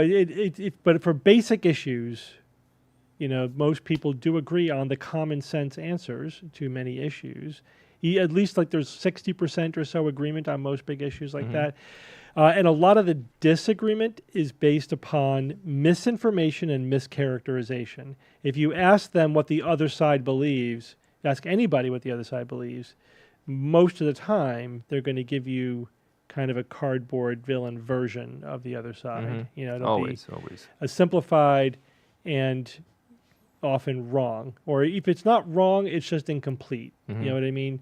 They don't really put it in the context of, as you say, more basic. Like they still want ultimately the good things. It's just they're suffering from misinformation, or they have different ideas about how to achieve that goal or whatever.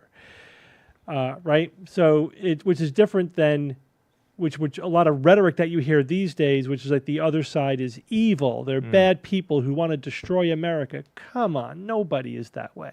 Yeah. Even if you go out to the fringe, I think they're just profoundly confused or have a very different set of priorities. But yeah, another thing is to keep in mind, everyone thinks they're the good guys. Everyone thinks, in terms of the normal political views, everyone thinks they're the good guys. Obviously, there are some actual bad people out there. But my God, isn't that so true? It's so powerfully true. Like, as we sit here right now, Steve and I are like, well, critical thinking is obviously an absolute key intellectual component to understand reality, to actually be an adult, to operate in a way that is using logic and analysis and information the right way, And then you could take any far left or far right political activist who, has completely different thing. And they're like, yeah, I mean, the way I'm thinking about this is the only way you can think about this. And like, How can anybody disagree with me? Yeah. But sometimes people also just, their worldview is just very different. Like we say, like it's obvious, like, science, reason, logic, these are all good things. There are some people who are like, those are all bad things. You need to go with your gut, your intuition, and how you feel is more important. And if you try to logic everything, you're going to miss the forest for the trees. Or they really believe that. Someone in the chat said, Normal Asylum said, so I'm hearing that you think we can have civil discussion instead of demonizing each other. No, actually, no. What I'm saying is, I'm saying allow it to be one-sided. We're about, in the United States, for example, right? We're about to head into political season, and man, it's going to be bad. It's going to be bad. Lots of bad things are going to happen. People might die because of the politics in the United States. And I'm saying that to be the adults in the room, we have to realize, like the people I went to high school with who are on the absolute far opposite side of where I am politically now, like, grew up in the same town, around the same age, everything. And I know they're all largely good people. They're people. And just because I don't believe what they believe in politically, we still have a society to function in, and we have to build back a way to have a functioning society again. We have to be able to welcome some of these people that... But to clarify that you're agreeing with him, you think we can have civil discussion and we should not demonize each other. I'd like to, yes. I mean, I'm not demonizing anybody as an individual. Because that's a two-way street. Both sides have to agree, or all sides have to agree to that. But I do think we can, I think we all should play our own role. I always, I like to think of, as an example of this, Game of Thrones, right? Most people have seen Game of Thrones. The people in the world of Westeros, right? Many times, if you read the books, like in the books or in the HBO TV show, like people say, this is just how the world works, right? The world is a brutal, horrible place. And of course, we're looking at that world from the outside, and we can see, it's like, no, that's not just how the world is. The world doesn't have to be that way. The world is brutal because all the people in it are brutal, because they choose to be brutal. Now, maybe they were socialized to be that way, and I'm not saying it's not like a self-sustaining sort of cultural thing, but the thing is, they don't realize how much of a choice it is. You're choosing to be that way. And it's the same thing here. There may be cultural, psychological, systemic reasons why we have the conflict that we have, but it is still a collective choice that we are making. Yeah. And we can make a different choice. Of course, the only person we have control over really is ourselves. And I do think, we should all individually choose to be civil and charitable and not fall for easy demonizing explanations of the other side. Right? That we all have a responsibility not to do that, to do our due diligence, to not believe in misinformation. And we can't, do the bad things and then justify it by, well, everyone else is doing it. This is the way the world is. This is the way the world works. No, you're choosing to do that yourself. Yep. And you're contributing your one little bit to that culture. And the thing that's powerful, though, is when you make a different choice, when you say, all right, I'm not going to go that road. I'm going to be more civil and charitable. Other people, that does echo throughout the culture, throughout society. Other people respond to that. It's not immediate. It's not like, immediately we're going to all have a kumbaya moment. It's just that the more people who do that, the more we remind each other what we have in common, as Jay said, that is more that unite us than separate us, then the more we can move in that direction. Of course, there are real political, systemic things we need to fix as well. That doesn't, again, this is at every layer we have to address these issues. But yeah, yes. So the short answer is yes. Theoretically, we should be civil and not demonize each other. And the more we do that, I think the more that's the way the culture will be. But no, we don't have the power to make everyone else do that automatically. And there are real powerful systemic societal influences working in the other direction. Let's face it. I tried since 2015 to convince people online to believe my version of politics. and I never changed one person's mind. How do you know? I know it. I mean, because they're still there. They're still online saying the same shit they were saying back then. Yeah, but you don't know how, It might have, there but- might have been some but influence downstream or whatever. But Or the- somebody reading it. The you might have arguing and the moderated somebody's discussions, opinion in ways it would have been. Maybe. It might have been worse off. without maybe, your maybe, influence. but not dramatically. Like you're not winning fights and people are coming over to your side. It's more. It's subtle. It's subtle. The point is though, like. Maybe you're doing it wrong. That maybe. I mean, I've seen. You're way better at than I am, Steve. But what typically happens when we get an email and Steve writes somebody back? Most of the time, they just evaporate. Yeah. Every once in a while, someone will be like, "Will acquiesce to Steve." I think you're underestimating that. I disagree. I wouldn't say most of the time they evaporate. I think a lot of the time they do. Most of the time, in my experience, if somebody sends an email that's confrontational or maybe accusatory or maybe even snarky or like even saying you guys are evil, whatever, in one of those really confrontational emails, and I respond in a polite, professional way, just explaining the facts as I see it, most of the time people get more civil in their response. That's true. Right? They immediately de-escalates. Yeah, they kind of match your tone. They do. They kind of match my tone. I think they get embarrassed a little bit sometimes, out of the childish kind of thing. It's actually rare that they double down on like the childishness of their original email or the real hard-line confrontational tone. I've had all kinds of responses, but people generally moderate their tone. Sometimes they even apologize. Sometimes we get to like an understanding. Sometimes, a lot of the times, it's just we end up just agreeing to disagree, but we've maybe understand each other a little bit better at the end of it. So I think it's a great example of what I'm talking about. Yeah. If I met their hostility with how emotionally I want to respond, with more hostility Then and you're like nowhere. F you, Yeah. you don't know what you're talking about, and snarkiness or just my base level of sarcasm, then that would have escalated, the bitterness and the confrontation. It's like a great little social experiment, and it actually proves exactly what I'm talking about. Yeah, I mean, in my experience, when it comes to politics, like being metered and being neutral emotionally. You know? I'm not being mean and I'm not degrading, but I'm being very factual and maybe putting a little pressure on the pedal. I've never had anybody in politics ever acquiesce, ever. They rarely do like the scales fall from their eyes. You know what? You're right. I got to change my worldview. That doesn't happen. We don't expect that to happen. You really, those kinds of, as somebody said in the chat, as we've said many, many times, you plant the seeds and see what happens. Yeah.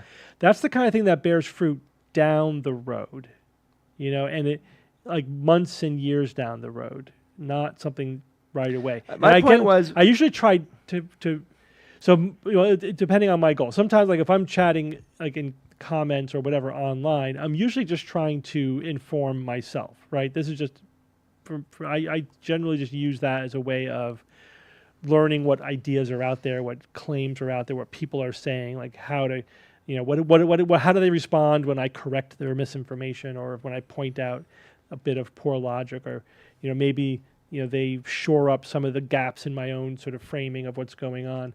I'm not really trying to change anybody's mind. I'm just trying to get better at understanding the issue and explaining it myself because I'm using it, to then have a better discussion on the podcast or here or whatever. Yeah. Sometimes, though, if I actually are trying to change somebody's mind because I actually care what they believe, that takes some dedication, right, and some time. And you can, I think you absolutely can move the needle when that's your goal. But often it's, I find that they end up believing what they've always believed, but on a more sophisticated level. You know what I mean? Like they think, okay, yes, I can accommodate all of those into my worldview, but they're not going to change their basic tribal worldview. And Steve, you are remarkably good at it. Like, most people are not going to be able to. But I'm not magically good at it. I got good at it. I know, but you by did. doing it for the last 30 years. Of course, but most of us weren't doing that, and that's the difficulty is, we're not going to be changing these minds and sweeping, massive updates to the way people perceive the world and everything. And I think my point earlier I was trying to make was, in the United States, when the election is over, we have to get back to being a nation. Yeah. And we have to like welcome people back into, just joining the common collective again. We can't demonize the other side forever. I'm trying to be the adult here. You know No, what I mean? I agree. But it is very complicated in the United States right now because there are other things going on. There is actually a minority. They are absolutely in the minority of people in the United States who are white nationalists, and they do not believe in democracy. They know that they're never going to get their Christian-oriented government through democracy. And their goal is to break democracy, to weaken it, to end it even, and replace it with something with an authoritarian theocracy. That's their goal. Because they think that God exists, God's law should exist in the country that they live in. They think that's a good thing. They're just, again, I think they're profoundly confused. But, there is no coming to some kind of accommodation with that view. That view has to be marginalized and defeated, right? The people don't have to be as people, as citizens or whatever, but that view has to lose. And what the scary thing is that, that view basically won in 2016. Yep. There was a huge, backlash against it, and since then basically, but people lose their vigilance. They take their eye off the ball. This next election, it's always about a lot of things, but number one, this is maybe like the last election where the white nationalists in this country, at least for the foreseeable future, have a real shot of taking over. And that is real and serious, right? And so we're not in politics as normal. This isn't like a right-left thing. It isn't, the usual ideological tribalism thing. There has been a hostile takeover by a minority that has captured one of the two major political parties and, has their messiah, and they are using that as a way to literally take over the government. And this is not just my personal opinion. This is like the consensus of many historians and people who know how these things go and know the history of white nationalism in the country. This is not a new thing. This has been going on since the Constitution was created. From day one, this has been going on, sort of waxing and waning in the background of American politics. And now it's like, I think demographically, there's this sense that this is their last shot at doing this, Yeah, and I forgot if I said this last week. Just a very interesting idea that I continue to think about. The idea that social change has happened too fast. Yeah. Right? And some types of people can't deal with it, right? Like the trans thing, it blows their mind. They totally can't accept it. And it's a social change that disrupts their feeling of normalcy. Yeah. And they feel out of touch with the world. Well, that's fueling. Yeah. And then you have politicians who, instead of, saying, hey, we got to be fair to these people and give them the same rights as everyone else, blah, blah, blah. When they say, yeah, this is crazy. You can't have a man on a woman's baseball team and say shit like that. They're demagoguing. That's the definition of demagoguing. Yeah. And, the reality is we're talking about incredibly low numbers of people, and we can't forget they're people, and they take that stuff and they allow people to be bigots. Yeah. And they allow give them people permission to express hatred and all that stuff, which we are seeing, and you can't deny it because it's happening big time. And, we find ourselves in a position where a lot of people are actually now morally compromised. And whose morals are we talking about? I know. Well, the thing is, how do you get people to become morally compromised, right? One is to scare the bejesus out of them, right? And that's what's happening. There's so many layers here, because the part of the problem is that with mass media, right? It goes back to mass media, pre-social media, pre-internet, just mass media, but then exacerbated by social media, exacerbated by the barriers coming down. Is that if your main feedback loop is click generated, right? It's what immediately grabs people's attention, and it holds their attention and keeps them engaged. It's outrage and fear, right? It's not calm nuance. And therefore, the whole system is geared towards this algorithmic feedback of keeping people perpetually engaged and outraged and fearful. And the more people are afraid, the more willing they are to, to do things that would be immoral in normal times, Yep. right? If you think you're facing an existential threat, that justifies a lot of things that you would normally consider to be bad things. Yep. And you think about that, like when they keep feeding that, that body of hate and and fear, and they're changing the world in a way that is horrible, and Joe Biden's a pedophile and blah, right? They all that head of steam. It reminds me a little bit of PTSD. Yeah. When you're in a state of fight or flight for too long, it leaves a mark on you. And I think that we're seeing maybe, look, I'm not a psychologist here, but a form of PTSD, of social PTSD. Like you get indoctrinated into this cult, and it's like you're always made to be angry. You're always made to be hating these other people and all that stuff, and it leaves a mark on you, and it's bad. It's super unhealthy. Yeah. And how do they recover? What happens? Like, do the thought experiment. If Trump wins, what happens? If Biden wins, what happens? Like, what's going to happen? What's going to happen to the MAGA movement if Trump wins? What's going to happen to it if Biden wins? Two unbelievably different scenarios very likely will take place. And they're both of them can be scary, but one of them is most definitely, one of the worst things that can happen. This is why Both sides think that. I was reading an article that was discussing other countries' views on what's going on in the United States, and the author said resoundingly that other countries are waiting with bated breath to see what takes place because they know how impactful this election is going to be to the world.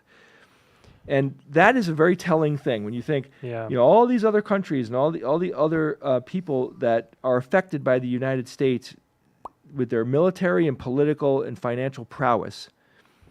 We have an election that can actually change the freaking landscape of the world. I agree. Man? Now, it's interesting. We've always been sort of politically engaged, but for most of our lives, the stakes for presidential election, they're not zero, but they were always pretty low when you really think about it.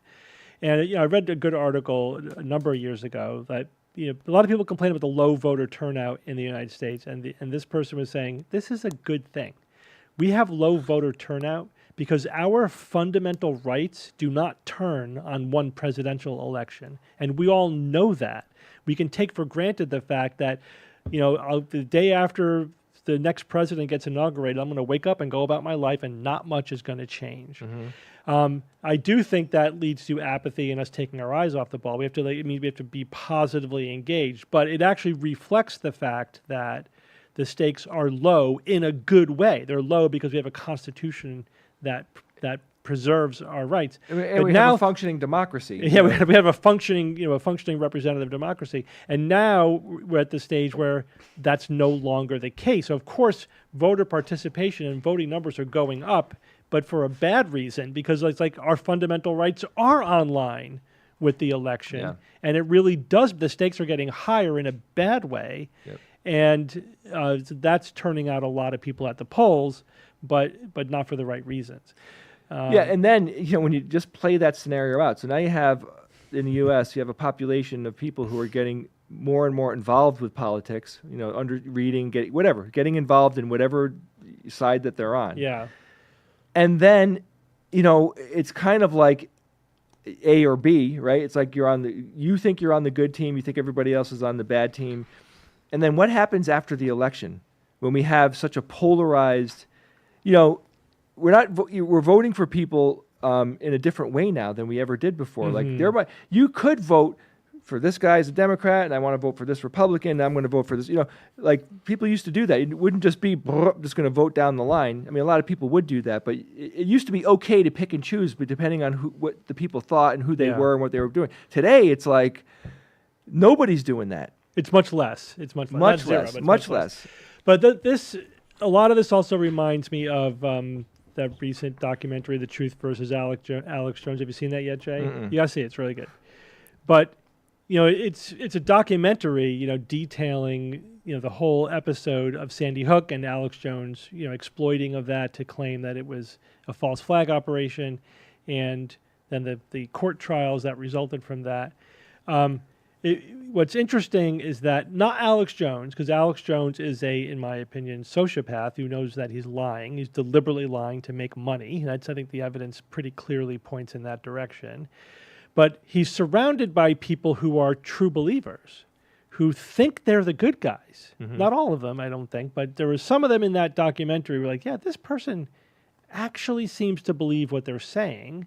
They think that it was a false flag operation. They think they're the good guys. Meanwhile, what they're doing is, Exposing the bad abjectly guys. horrible. Yep. It's really, really terrible. They are being terrible human beings in what they are doing.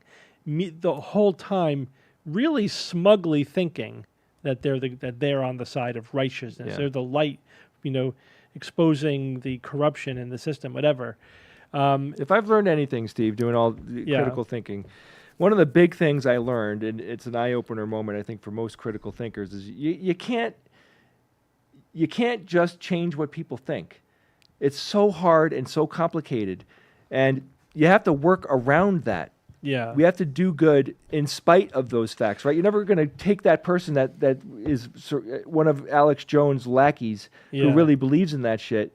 Like, that's it. You're not going to change them. No, I'm convinced, and there's evidence to support this. You can't change somebody's mind by giving them facts. Yeah. For a lot of issues, it's actually very issue specific. There are some times when you can. There are some issues where people believe certain things because that's the information that's out there, and when you give them the correct information, they're like, oh, okay, and they change their mind. Like, we do that all the time. We just don't notice it because it's the background sort of normal psychological activity. And there are some controversial issues that are incredibly amenable to changing people's minds with facts and evidence, like anti-GMO attitudes. Most people who are fearful of GMOs and anti-GMOs, not everyone, there are some people who are like, it's definitely part of their worldview, but for most just regular people who are like, yeah, I have concerns about GMOs, it's actually very easy to change their mind by giving them facts, because and I've done this myself many times because it's so much low-hanging fruit. They say that they just believe things that are just blatantly wrong and easily verifiably wrong, and once you fix those things, they change their mind. There are other issues where there's just so much deliberate misinformation that is, again, psychologically tied up in this whole worldview thing that it's not so much. Like, you're not going to be able to convince them just giving them information. And for those things, and this is, I think, what we're talking about when it comes to, like, the main political controversy in the U.S., what the evidence shows is you can't just tell somebody they're wrong. You can't take away their worldview, right? You have to replace it with something else. And for us, what that means, what that something else is scientific skepticism, right? It is looking at the world through a lens of logic and reason and evidence and how we know what's really true, right? And that takes time. And so, like, often we've said, like, if you have somebody close to you or somebody like who you really want to change their opinion on certain things, don't go for the beliefs you want to change. Find the lowest hanging fruit and the things they don't really care about that much, but they may just be misinformed on, and use them as ways of teaching them critical thinking. You have to slowly turn them into critical thinkers and skeptics, and then eventually maybe they'll start to apply that to the more core belief systems. But that takes years for that to happen. Yeah. There's no quick fix there. And that's that's an unfortunate reality, but it's worth it. It's a worthwhile journey. And, again, if you're going to be spending years with somebody, you might as well, work on them. So Olivia asked a question here. Yeah. She said, would SGU consider running special segments in autumn analyzing truthiness in media during peak election hysteria? So yes and no, I think, is the answer. And I thought about that already. And there would have to be topics, and we do this. So, this would just be doing more of what we've already done, just sort of in focused special segment, is, we will address political issues as long as there is a factual layer to them. Like, we'll just say, well, let's just at least address the scientific facts that are underpinning this issue. Do helmets save lives? That's not necessarily like advocating for whether or not we should have helmet laws, but let's at least answer the scientific question. At the heart of that question is SGU fact check. Do they work? Yeah. Yeah. And then we could go from there. Does gun safety laws reduce the chance of people getting killed with gun violence? That's a question that we should be able to answer because it's an empirical question, right? And then other questions we could at least identify philosophically, like when is a fetus a person? And right, if you go talk about the abortion debate, like we're not going to solve the abortion controversy on the SGU, but we could at least get people talking about it, at least identify what the question is. Yep. So I did write an article about it, for example, on Neurologica, where I'm like, well, because people, the anti-abortion side often say, well, it's a human life. It's a human life. You're killing a human life. And my point was, well, that's not the question. It's not we agree. There's no scientific disagreement about that. It is a human life. The question is it a person? Mm-hmm. And is it a person with the same rights and legal standing as, somebody that's considered a person constitutionally or legally or whatever, or philosophically or morally, ethically? And that's a different question. So they're basically cheating. Not they saying they're deliberately doing, although sometimes they think it's deliberate, but it's often just they don't realize they're rigging the game by framing the question in the wrong way up front, right? So you can't win by addressing that question. You have to say that's the wrong question. The correct question is a fetus. When does that embryo, when does that single cell become a person? Mm-hmm. That's the debate. That's the actual legal, ethical, moral, philosophical debate. And we're going to have to define, to give How that. do you define person? It's a continuum. To give that an answer, to actually have a demarcation line, we're going to have to make it up. We have to make. We're going to have to make it up. Exactly right, because there's no objective answer. So is a frozen embryo a person? Well, what is it? Alabama says yes. Yeah. But that's what they're actually saying. That's a highly problematic proposition. When you think about it, all the implications philosophically. Didn't they make a carve out though for that or something? They made a carve out which was, which seems to go against the general which thesis, completely sacrificed. That's their dilemma. Right. So the anti-abortion movement, the pro-life movement, has basically they've sort of justified their own existence by saying that human life begins at conception. And we have to consider all human life precious, otherwise it's a slippery slope. Before long, life will be meaningless. Or just being as charitable as possible, they might firmly believe that human life is precious and needs to be protected at every stage. And a frozen embryo is no less a person, no less a human being than an adult human being is. Yeah, but they've sort of put themselves, from a practical point of view, they've backed themselves into a corner, because that. They may have thought that taking that extreme absolutist position was helpful to their cause, but now that Roe v. Wade is no longer the law of the land, they're realizing that it's a pretty unwinnable situation. Mainly because most people don't agree with them. That's a political loser. Yep. So now they have a sort of morally purist position that it's a clear-cut political loser. And how are they compromising? They're kind of between a rock and a hard place. They're again like the dog that caught the car. So like Trump said, well, we'll let the states decide. I don't think we should have a national abortion ban. And then Mike Pence is like, he's betraying the pro-life movement. You're right, he is, because basically politically there's no choice. And so the Alabama Supreme Court is like, well, this is kind of the position we've taken, that a fertilized egg is human life. So yeah, frozen embryo is human life.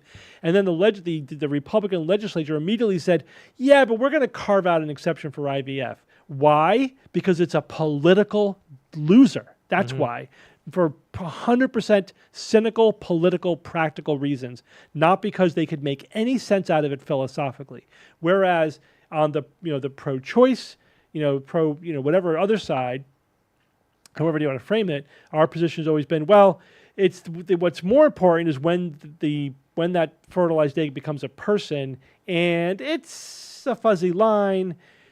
Clearly when children are born, they are legally a person, and most people believe that somewhere in that third trimester, when you could think viability is often thrown out there. When their central nervous system is really fully up and running, whatever. There's certain lines that you cross where you're like, yeah, most people would say, yeah, that's a person, even though they may still be in the womb. And then there's like the first trimester where most people think that's cells. That's not there's no nervous system there yet. There's no thinking. There's no personhood. That's not a person. It may be a human life that has the potential to develop into a person, but is not a person at that time. And then there's the fuzzy middle trimester gray zone where we could have arguments about how to, how should we balance the rights of the mother and optimize healthcare, but also respect personhood, incipient personhood. Fine, I think there's room for debate there, right? But the anti-abortion movement has really put themselves into an ideological, philosophical corner where they're going to have to go, and all that stuff we've been saying for the last 50 years, never mind. Or like go the Mike Pence route and go like, no, national abortion ban, that we have to be true to the rhetoric that we've been saying for the last 50 years and go down fighting, man. Or just they have to have minority rule. They have to get these laws passed through some form of minority rule. Right now, their main way to do that is by packing the Supreme Court, and it's working. It has worked, right? That strategy is working. But we have to figure out how to deal with that, to get to, I think, a place that more accurately reflects what most people think. Yeah. So that is that the kind of thing I'd be willing to talk about on the show? Yes, as long as we're talking about science and philosophy and logic, framing the question properly, but we wouldn't come down hard and say these are the choices that people should be making, or these are the way we should be balancing these conflicting concerns, because that's politics. We would want to inform the discussion for everybody. I would really like it if they did pick, like people are in the chat are saying like 20 weeks. That's when like brain activity really is present. I would just like it if they picked that demarcation line. Like have medical experts and scientists be like, okay, this is where we think that demarcation line is, and then just make that be it. That's what Roe v. Wade did, Jay. Kinda, yeah. Not kinda. That's what it did. It said first trimester you cannot illegalize abortion, and now or whatever the cutoff was. Well, what was it though? What was the 26, right? Was it? It was some. I don't know off the top of my head, but it was some point beyond which you cannot illegalize abortion. But the other thing is that. The thing is, there's a lot of pragmatic, and now I can put my healthcare worker hat on and say, like, as a doctor, there's a lot of pragmatic issues here where, again, the sort of extremist rhetoric leads you to a place of ridiculous decisions. Yeah. Like, if a woman's health is at risk, nope, you have to wait till they're at death's door. It's like, that's meddling. That is the government, and which is so ironic for the political end of the spectrum that for I don't know, centuries has been screaming about states' rights and individual liberty and an overweening right federal there, stop government. right there. But that, when you say that, Steve, we are talking about the very the minority of vocal people who are the right-wing evangelicals. Not really. That's pretty much core Republican, conservative. I'm saying now that we're hearing all of this crazy rhetoric and all that, that speech. Yeah, but those same people have been screaming about the limits of the federal government, but not when it's in their favor, right? Not when they want to do what they want to do. So there's a massive hypocrisy. And again, that's a critical thinking principle. I could point out massive hypocrisy when it occurs on either political end of the spectrum, to say that the government should meddle in these nuanced, complicated, personal medical decisions, right? Because of some like absolutist, really religious, Yeah. fundamentalist Imagine belief that. system, Oh my God. right? They're sort of violating all of those. So you don't scream to me or cry to me about states' rights or personal liberty when you want to meddle in that kind of level of medical decision making. We've already had a TV show what a theocracy looks like. Yeah. Handmaid's Tale, if you haven't seen it, watch the first 3 seasons. Yeah. It goes off the rails. It goes off the Yeah. rails. But the first 3 seasons will give you everything you need to know and understand what I think. And I mean, look, I'm not trying to be alarming here or be crazy, but I think that there are a lot of people who are having a hand in politics right now wouldn't be upset if it went to that extreme. No, there's definitely a minority of people for that's their goal. They want that kind of government, a Yep. Christian theocracy. Yep. Wouldn't necessarily look exactly like that. There were other plot things going on in that world, but I mean that basic thing, like they would outlaw homosexuality, they would outlaw any kind of Miscegenation. gender being gender traitor as they call it. They would outlaw any kind of medical decision making that they felt violated their belief system. Yep. They would institute the law of God as they see it, a theocracy, and that you can't have a modern pluralistic society, democracy, republic with that. I've seen so many interviews on TikTok where a woman, religious, likely, right-wing extremist, is saying women should not be in politics and you should not have a female president. Mm-hmm. Why? Because women are emotionally unpredictable. It's like, could you imagine an adult woman saying that about women in general? Who's that? Phyllis Schlafly, probably? No, I've seen it, but Remember that? Ian, I've seen people say it. Lots of different From back people. in the Like day. that's That's true. There are some. willingly giving up their rights. There are in modern times there are preachers preaching from the pulpit. That women should be subservient to men. Like because that's what's in the Bible. That's what they believe. Don't allow a woman to teach. And again, them. the thing is, so getting back to like our approach to all of this is you could believe whatever the hell you want to believe. We've never been about individual belief. As long as your personal belief is personal, meaning you don't have a right to call it science, you don't have a right to impose it on other people. Yeah. And we have to have freedom of religion, freedom of thought. Right. It's so simple. You don't like abortion? Don't do it. Don't do it. Like, how about that? How about you keep your religion in your mind and in your household, and stop trying to get the rest of the country. But if you want everyone to follow a rule, you have to convince a majority of people that it's objectively the right thing to do, not that it's your religious belief, right? If murder is wrong, not because God tells you murder is wrong or because it's one of the commandments, is because we can build a case based upon ethical first principles that people have a right not to be killed, and we want to live in a world where we recognize each other's right not to be killed, and whatever. So you could build there's centuries and centuries of legal tradition with carefully thought out and built on these principles. Like as an example, I went to the bodies exhibit. You saw plastination. You could see like anything in the human body, the central nervous system, they can take it out of a body and plastinate it and preserve it and show it to you. And I saw fetuses, from conception all the way to birth. They had the whole thing, like just, and I'm like, you know what? That changed my mind about abortion. I'm not for abortion anymore. I don't like it. I don't want people. This is what I mean, though. I personally would prefer if people don't have abortions. I would rather them use contraceptives and everything. I don't think who wants abortion. Exactly. I don't think anybody wants it. We live in a world where you have to say that, though, Steve. But nobody wants it. It's because something. But I want people to be able to do it. Yeah. Because But people need to have that choice. Absolutely. And sometimes it's a medical decision you should be making with your doctor. You don't have a right to tell somebody you need to sacrifice and risk your health and your life. And not only that, sometimes like the fetus in some states, like even if the fetus isn't viable, it's like, I'm sorry, you have to sacrifice your health for an unviable fetus for our religious beliefs. F you. Yeah, that is completely inappropriate. That is the kind of extreme meddling. And of course, the other thing is like they, oftentimes like the anti-abortion people, again, this is again where I would say that we would have a role as skeptics, is they say that like Democrats want to have abortion after birth. Like, come on, that is a straw man. That's called murder. That's a lie. It's just not the case.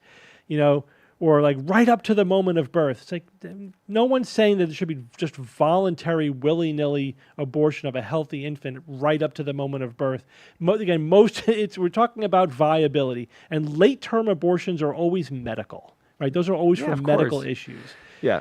But they're so rare too. It's like it's not the case. It's not what the debate is about. It's about giving women the freedom to make decisions about their own body, whether it's health or otherwise, up to at least some reasonable point, right? And then there should really only be extreme medical decisions after that. But again, that's something between the patient and the doctor.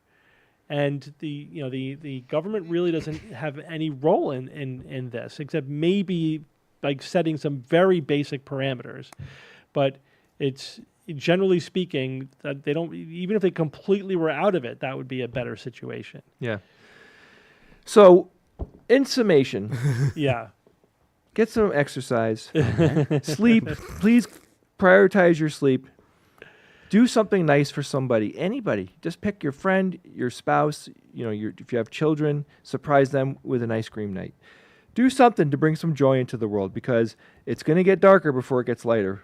I promise you that, if you live in the United States. I was watching an episode of The Daily Show, and who's the guy who does that?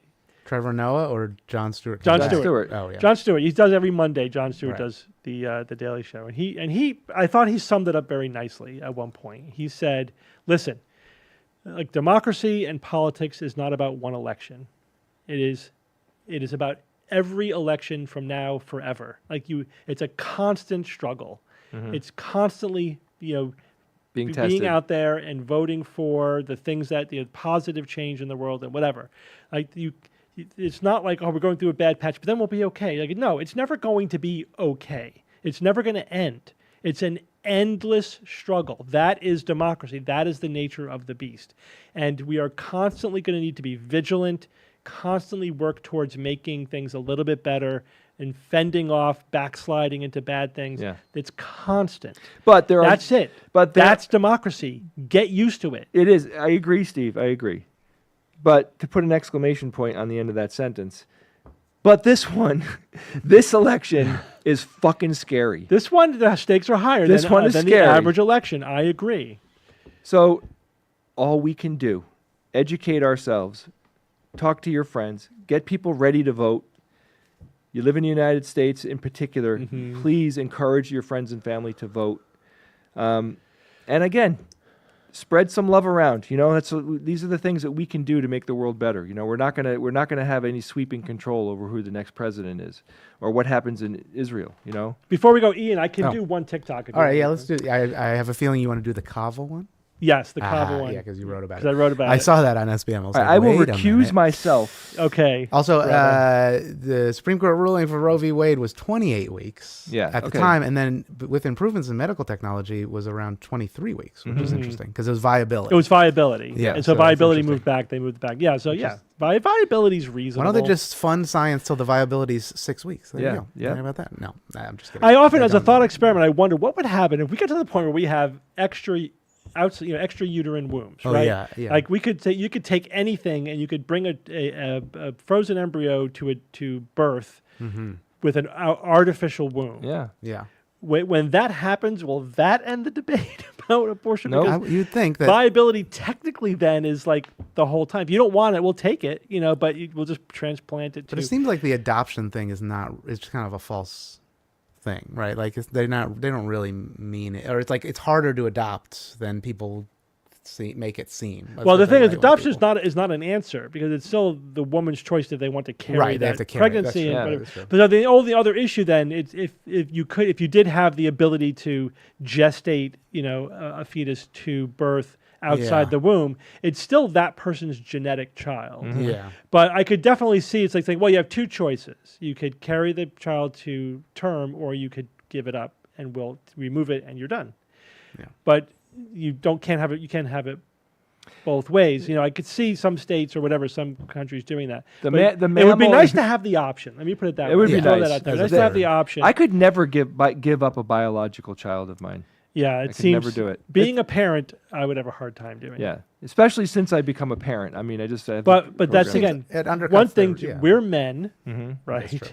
So we don't Manly men. We're men, so we don't have the burden of Right. being the one to bear the Yeah, I child. understand. And we're not in a desperate situation. But imagine if you know, first of all, you're a woman. You're the one who have to carry the child to term. You're living in poverty. You've been the victim of domestic abuse. Your whatever. Your spouse, your significant other, left you, and you're desperate and whatever. I mean, you can't, again, you impose your life situation on somebody else. Yeah. Right. Anyway. Yeah, they should be handing out birth control like candy. You should I be don't able to think they get. care You should about be able to go anywhere and hold your hand out, and condoms will fall into your hand. Well, It works. The statistics agree, work, I man. agree with that. That we should completely separate sex from reproduction. Meaning that It is to most people. It is. Like, you should be able to comfortably have sex without the risk of accidental reproduction. Yeah. And you should be able to have children if you want to have children, regardless of what your situation is. It seems like what they want to basically. stop, right? Yeah. Isn't that they But don't that's want happening it to- too, right? That's yeah. why the whole IVF thing was so in their face. Like, really, that's kind of an anti-life position, and Yeah. when half the evangelicals, like politically, like whatever, have had kids through IVF. Right. Like Nikki Haley has a kid through IVF, I think, and like so it's like it was such a bad issue for them politically. It's unfortunate. It's logically it consistent bit in their them worldview. right in the ass. Yeah. Hopefully, it'll be this whole thing with abortion and Roe v. Wade. Hopefully, that will lean the election in the right direction. Will Kara come on the stream? She has a job. Same with Yeah, Bob. she can't. They she both can't, have. They can't do jobs. stuff They got during the day. gigs. Yeah. Forget You know? about it. I mean, we have. This is our job in essence, and then also Steve is late because he's got a job too. Yeah. right? But I'm back to my regularly scheduled, Wednesdays? situation Oh, okay, next good. Wednesday. Yeah. That's If- true. If Trump wins, For a we'll have while, to anyway. we'll have to become condom smugglers. Yeah. Smugglers. Crossing border. The state lines. You got the goods. Yeah. Rubbers, man. Rubber. man. Guys, right. thank you so much, Ian. Thank you so much. What a Of wonderful course. That was conversation. fun. Okay, so Goodbye, we'll do some everybody. TikToks. Yeah, I'm out. Do one TikTok. I'm gonna leave. You don't have to be All upset right, about fine. it. All right, you know. fine. I know You got want your me to stay. $500 million. You know what to do with it. Yeah. Oh, show Steve the list, by the way. Oh, There's a list? okay. We made a There's list of we what made- we I made gave a list of what I would do if I won. If I had $500 million. I don't know if I closed the. Okay, here we go. So it's There you go. I'd Can hire. you read it? I'd hire 2 lobbyists, and we what would you say? We want to spend up to $100 million on that. On Yeah. 2 lobbyists? Well, No, the whole effort. We The whole said effort. $1 million, and then we said the whole effort, because like a think tank potentially you might need to establish to then have multiple lobbyists. We kind of evolved to 100 Then we million. would retire Steve. Yeah. And we'd give you $1 million a year. That's it? Then Fine. All right, look. Here, we'd build fi- a new studio fi- for half a okay. million Wait, dollars. $5 million. All right, there we go. Now we're Money talking. million. We'd have a $10 million scholarship for a bunch of as many, Yeah. that number We'll probably go way up. educate people. Education. I said I want every person that wants to get a critical thinking education, basically everything in our first book. Yeah. It'd be online free courses. This was and, students. And if they complete it, we give them $1,000 to complete the test. at Maybe the end more. Of the course. We might bump that up to 10. And Or then- we give them an SGU coin. Okay. And then what is it? Hire people. The next line down, it's we would hire more SGU maybe like employees. 5 staff. Yep. We'll go- $200K we were thinking. And then the That's J a lot, Meatball you know, Fund, to- which was The J Meatball it's Fund. $20, but it's $20. still. Oh, I thought that was 20 million. No. 20 million. We can bump it. You want to bump it up? Okay, we'll give him 20 million. Yeah, all right, 20 million. Make That's some a new good meatballs. start. Meatballs for everyone. I mean, that's not even breaking half of Yeah. 500 million. No. So we're, and the 500 million would roughly make 50 million a year in interest. And 10%? You think you're going to get? that's what somebody. Well, I don't know Roughly. about like in a CD. Well, you'd have to do that with like. You would probably the skim like market. 5% off the top. oh hell yeah. Sure. So I would say 20, but 25 million is still good. Yeah. That's good operating budget. Guys, don't forget next week when we do this, come up with ideas of what you can do with your time instead of being on social media. What cool, joyful thing could you spend your Plant time a doing? garden, spring in the northern Exactly, Plant a which garden. you and I are going to do soon. Yeah, Yep. All right, all. Tomatoes. and other sundries. Bye, everybody. Thank you. Goodbye. That's AJ. Okay, here we go. Let me turn the camera. We'll use that camera. See you later. The studio will now automatically reconfigure itself. Here we go. Extreme close-up. You can tell I'm not getting any sleep. So they're long hours, right? At the It's I'm covering the consult service and it's crazy time. Yeah. But also it's like I get one call at 1 a.m. and I lose basically a whole night's sleep. You know what I mean? I just never. yeah. It takes like an hour to get back to sleep. This disrupts my whole thing. The whole thing. My mojo. Yeah. All right. So we got the Cava one. Yeah. That was the best one? Well, that's just the only one I had liked? time to prep. Okay, that's fine. We could save the other ones for next Yeah. week. Just give me hopefully. one more to put in the can. Sure. Okay, let me stop recording this because I was recording that whole thing. I will. Let me see if I can start recording at the same time. Okay, I can. Good, and here we go. We can see that there. We can see that there. Zoom. There we go. All right, and here we go.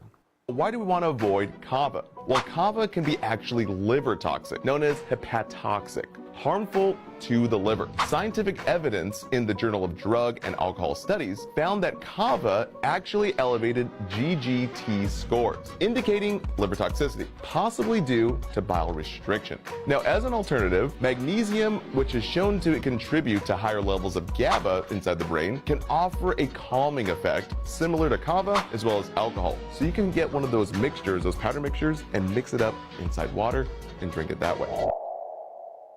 Why do we want to? So who is that guy, by the way? This guy, let's see, it was Mike Linares.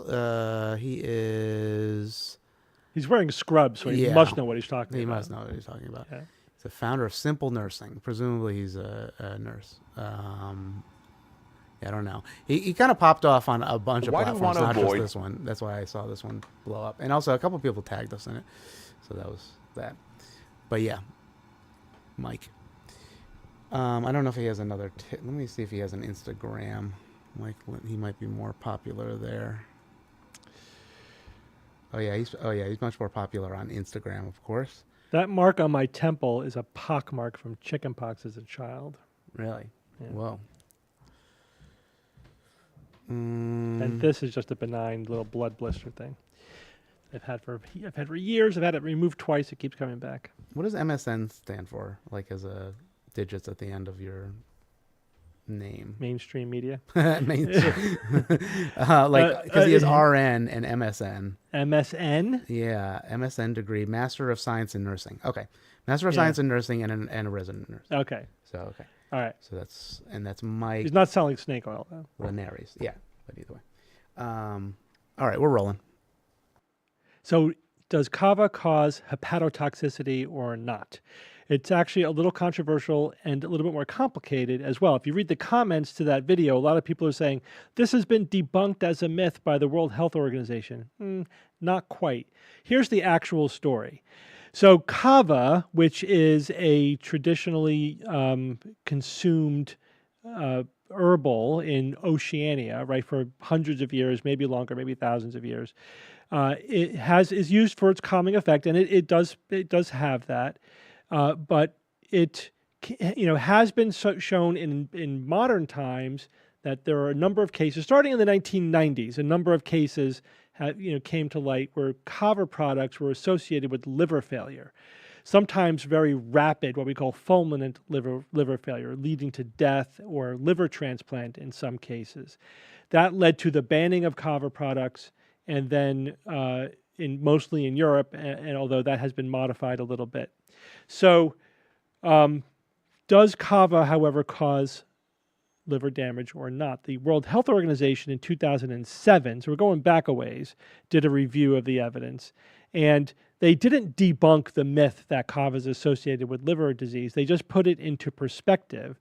They did cite a 2004 study, which was looking as an epidemiological study, just seeing, do people who use Cava products on a regular basis, traditionally in Oceania, do they have any associated higher risk of liver disease? And they did not find any associated risk of liver disease. But here's the thing. That is a very different, the Cava as consumed as a traditional drink is very different than Cava products sold as like an herbal product in the West. The traditional Cava is basically a water solvent, right? So it's the concentration of active ingredients is very low, and essentially water is being used as the solvent, and so that's very different than a lot of the Cava herbal products, which sometimes use alcohol as the solvent and are concentrated in pill or tablet form.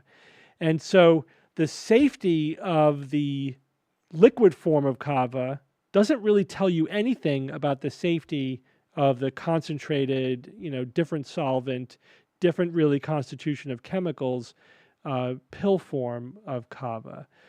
So interestingly, what some of the commenters were saying was, well, that's only in like this one product or one brand. It doesn't tell you anything about, the way it's used traditionally. It's like, okay, first of all, it wasn't one product. It basically was all of the pill and powder products. And you're right, it doesn't tell you anything necessarily about the traditional use of Cava, but neither does the safety of the traditional use of Cava tell you anything about the herbal, pill form of it. So then we could ask the basic question, well, even if we're looking at just the pill form, since we think, all right, as traditionally used water solvent, low doses, it appears to be safe, but as it's used in the pill form, like as an herbal product that you might buy online, what do we know about that? So there's been a number of cases of liver, severe liver toxicity. There was one estimate, again, this another commenter made the point that it's only 1 in a million, chance of liver toxicity. It's like, well, not quite. There was one estimate that the officially reported cases was maybe 1 in a million doses. That's not the same as 1 in a million users. And the estimate is that less than 1% of cases are actually officially reported. So it might be 100 times more than that. We may be talking about something closer to 1 in 10,000 doses. But again, if you take multiple doses, then that risk goes higher still. So that's still low. This is still rare, not insignificant, not negligible. That would be enough, for example, to kill a drug for FDA approval. You never get FDA approval if you cause that many, even rare, causes of liver damage. Or it would be given with a black box warning where you have to monitor kidney function and you would have to carefully regulate the dose, et cetera, et cetera. The other interesting layer here is that, again, the sort of Cava apologists or promoters are saying that, well, we can't be sure that it's the Cava in the products that caused the liver failure, because these products also have contaminants, adulterants, and substitutions. It may be due to interactions of Cava with alcohol solvent, or interactions with other constituents, or maybe other things that the users were taking. Maybe it only happens if they're using other drugs, or they're using alcohol, or they're using other herbs. And here's the thing, that's not really a defense, right? They're basically saying that that's the inherent problem of herbal products to begin with. We don't know what's in there. We don't know the dose. They are often contaminated, or they have adulterants, or they have ingredient substitution. We don't really know what the drug-drug and herb-drug interactions are. They basically are drugs, right? They are pharmaceuticals. They're just not purified and standardized and controlled and adequately really studied. So saying that, well, we can't really be sure what's causing the liver toxicity because these drugs are poorly controlled and poorly studied, that's actually the problem, right? That's not a solution. And from the point of view of the people with liver failure, it doesn't really matter to them if it was the Cava itself, or an interaction with something else, or a contaminant that caused their liver failure. The point is, if you're using these products that are, pills or tablets of concentrated things derived from plants, just because they're natural doesn't mean they can't hurt you or destroy your liver, right? Going to have So close. to... That's all right. I'll mute it. Going to have to get this, and then we'll have to start. All right, we'll be right back. Chat, hold on. Let me just blank out this.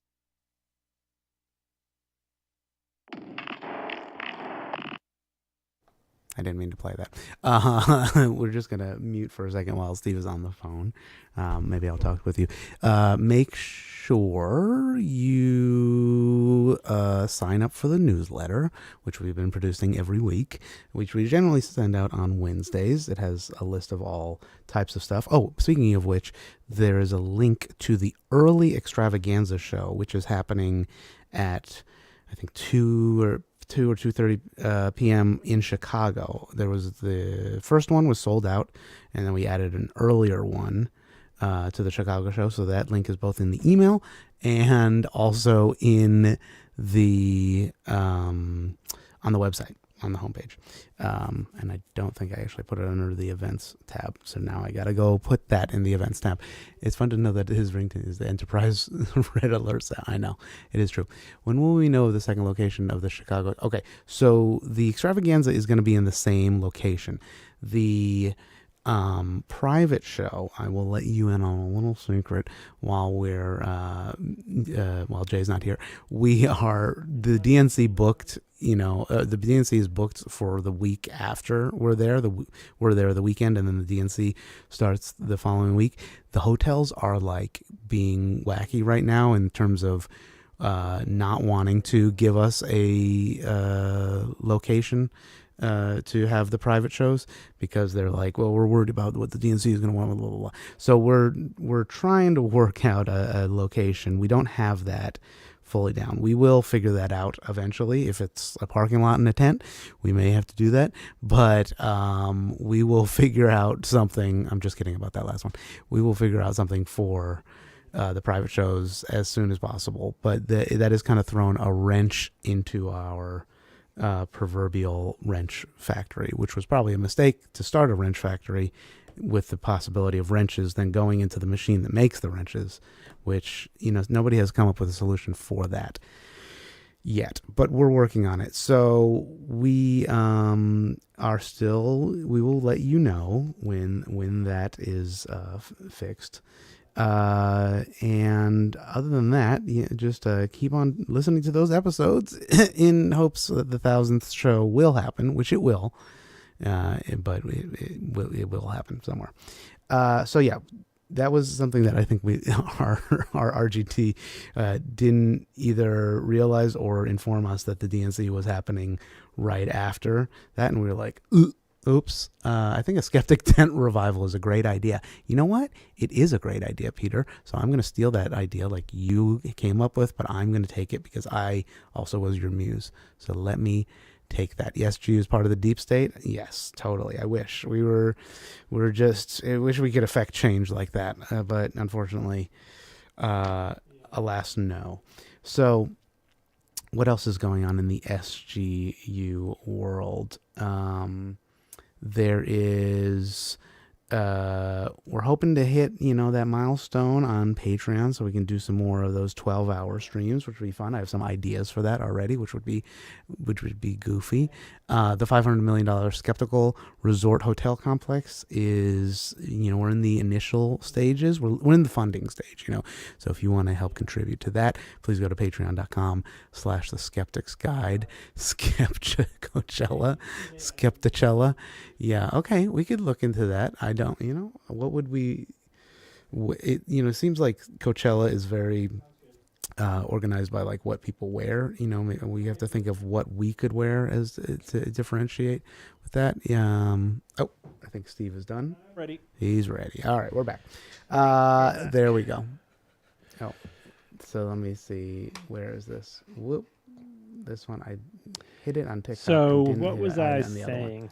Yeah, I'm just going to pick it up. Tell some baby news as the young come. Yeah, that'd be a good point. The youngins are coming along. They're fine. Let's see. What were you saying? You were talking. I was talking about the fact that it's natural. Blah, blah, blah. Okay. Yes. Okay. Ready? Yep. And the fact that it's quote unquote natural doesn't mean it's not a drug, right? It still has active pharmacological ingredients. So It's essentially you're using a drug that's not purified, not quantified, not well studied. We don't know a lot about it, where the industry is not well regulated, where there's frequent contaminants, adulterants, and substitutions.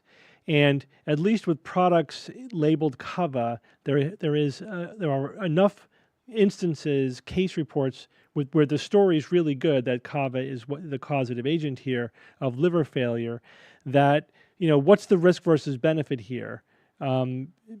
There's no real proven benefit to using this, in terms of a lot of the things that it's sold for, and yet there's a pretty significant risk. And if this were a drug, it probably would not get any kind of approval. Don't believe that it's safe just because it's quote unquote natural or because it's quote unquote herbal. It's still a drug at the end of the day. No, the World Health Organization has not debunked the apparent link between Cava and liver failure. If anything, there was just this one study in 2004, 20 years ago, that showed that the traditional use is probably not linked to liver failure, which says nothing about the herbal use. And again, that was one study from 20 years ago. I would like to see some follow-up data myself personally, because we know at least there's the potential for liver toxicity with these ingredients. So the full story, I think, is a more complicated and more nuanced. It's not a myth that was debunked, nor necessarily does it mean that there's no safe way to use it at all. Okay, cool. All right. We got that. Does anybody have any questions on the chat Oh. that they would like me to answer? El chat. Yeah, go ahead and put the questions in, and I'll click on them while we're thinking about that. Any other events that we need to highlight? You told them about Chicago is coming up. And there's the second show I told them about that. Yeah, we're doing 2 extravaganzas and the 1000th episode. Mm-hmm. And we're still negotiating about the LA one, right? Yes, that one we haven't officially put we're in. Thinking about an LA extravaganza that would be a weekend, good but one. we haven't nailed that down yet. Skeptapalooza. The show this week, the show that we're recording tonight, is officially the last show. This is our 20th, or this completes 19 years. We're now going into our 20th year. Yeah, that's right. May 5th, 5th. May the 5th was when that first show aired. Yeah. This one will be airing on May the 4th, so it's basically the 1 year. 19 years. That's pretty. Yeah. We should do some merch, obviously, for the 20 year. We have to do that. Yeah, for 20 years. Some other stuff 20 years and 1,000 episodes are not quite aligned, the same, because it's close. 52 weeks a year. And we've been doing 52 shows every year. Yeah. So we're actually the 1,000th episodes ahead of our 20th year. Yeah, not those cheaters that do double shows in a week. That's cheating. Yeah, it's one show per week. Yeah. What's Stephen's second favorite medical field? Presumably neurology being your favorite. My second favorite medical field. I mean, did I have any second choice? If I didn't go into that's neurology? A good. Yeah. What was your second choice? If you weren't, I kind of fell in love with neurology early on. There really wasn't anything else even in contention. I liked all of my rotations, though, were all fun in some way or another. So, what was the most memorable, perhaps? The most memorable. I mean, it was outside of neurology. That's a hard question to answer. Yeah. Okay. Never mind. But I like. I like doing some procedures, but I wouldn't want to be spending my whole day doing procedures every day. Oh yeah. And I like sort of the intellectually challenging cases. So not surgery so much. The detective ones. I don't know that I would want to be like a primary care doctor, having to do all the logistical management that they got to do. I prefer, what I like about neurology is we do manage patients, obviously, but I do like getting the case, something weird's going on, figure it out, and then sort of thinking your way through the complicated nervous system and how to make sense of it all. That's what I like. That's what I find most fun about it. Here's one. It was for Jay, but maybe see if you can answer. How did the kids react to the eclipse? Were they completely awed, or did they just brush it off as that's happening? So I was there, with them, so I saw their reaction as well as Jay did. But so the kids, They were awed by it. They were, they were blown away like the rest of us were, but they got over it really fast. Yeah. So which was we didn't. They were like, "Oh my God, that's awesome! Let me go back to playing my video game," which was like kind of an astounding reaction. But Typical of kids. yeah, I think they I think were blown away by the eclipse itself. But what was different, between like a 11-year-old and those of us who were 60 or pushing 60 or whatever, like to me, what was amazing was how much I could be surprised and blown away by an experience at this point in my life. You know what I mean? Like, wow, I went my whole life without ever experiencing anything like that, and that was amazing. And it's wonderful to be amazed to that degree by something, at this stage, because it's, the older you get, the harder it is, to entertain and wow you. You know what I mean? And there is Whereas a video. For them, I think they think it's normal to have these experiences. You know what I That's mean? true. Like, so they took it for granted. This was amazing, but they took the amazingness for granted. Like, this has been their whole life, has been sort of these kinds of experiences. So I don't think they appreciated how special it was. Yeah. Right? You get the same impression? Yeah, I Ian? think that they're very lucky, I guess, to have seen it. Yeah. But they're kids, so like their brains, I remember that age. Yeah. It works a little bit different, like because they're watching Very that and they're different. like, "Oh crap, I forgot to save my game." I'm Yeah, sure you right. probably jump back to it and whatever. Well, here's when I was 5 years old, I saw an aurora borealis. Oh yeah. And I have the thinnest of memories of this. I kind of remember the whole thing. Like, my uncle was visiting, and he ran in the house holding groceries, and he's like, "Come out, everybody!" We go out there, and I just remember the green lights in the sky, and Yeah. it was amazing. That was the one and only time in my life I've ever seen an aurora borealis, and I was Right. 5 years old. And of course, my 5-year-old self had no idea that was going to be the one and only time. I'm hoping to see one. This is on Yeah. the list of things, to happen over the next 10, 20 years, but it hasn't happened yet. So be it's the part of the same SQ kind of thing. cruise. Like they know that it's special, but they don't have the life perspective to know how Sure, special yeah. it is. But there is, on the Eclipse video that we cut together, there is their reactions to it, Yeah. which is pretty cute and fun Yeah. to hear them screaming in the background. But it is, yeah, you know how kids are. Yeah, It's about what you would expect. it's about what you would expect. Yeah, And also they're excited because we're excited. Yeah. You know what I mean? We're all Right. like, oh my God. And they're Right. like, oh, I should probably do that too. Say it like that. Never going to have it unless I travel. But yeah, at this point, you got to go.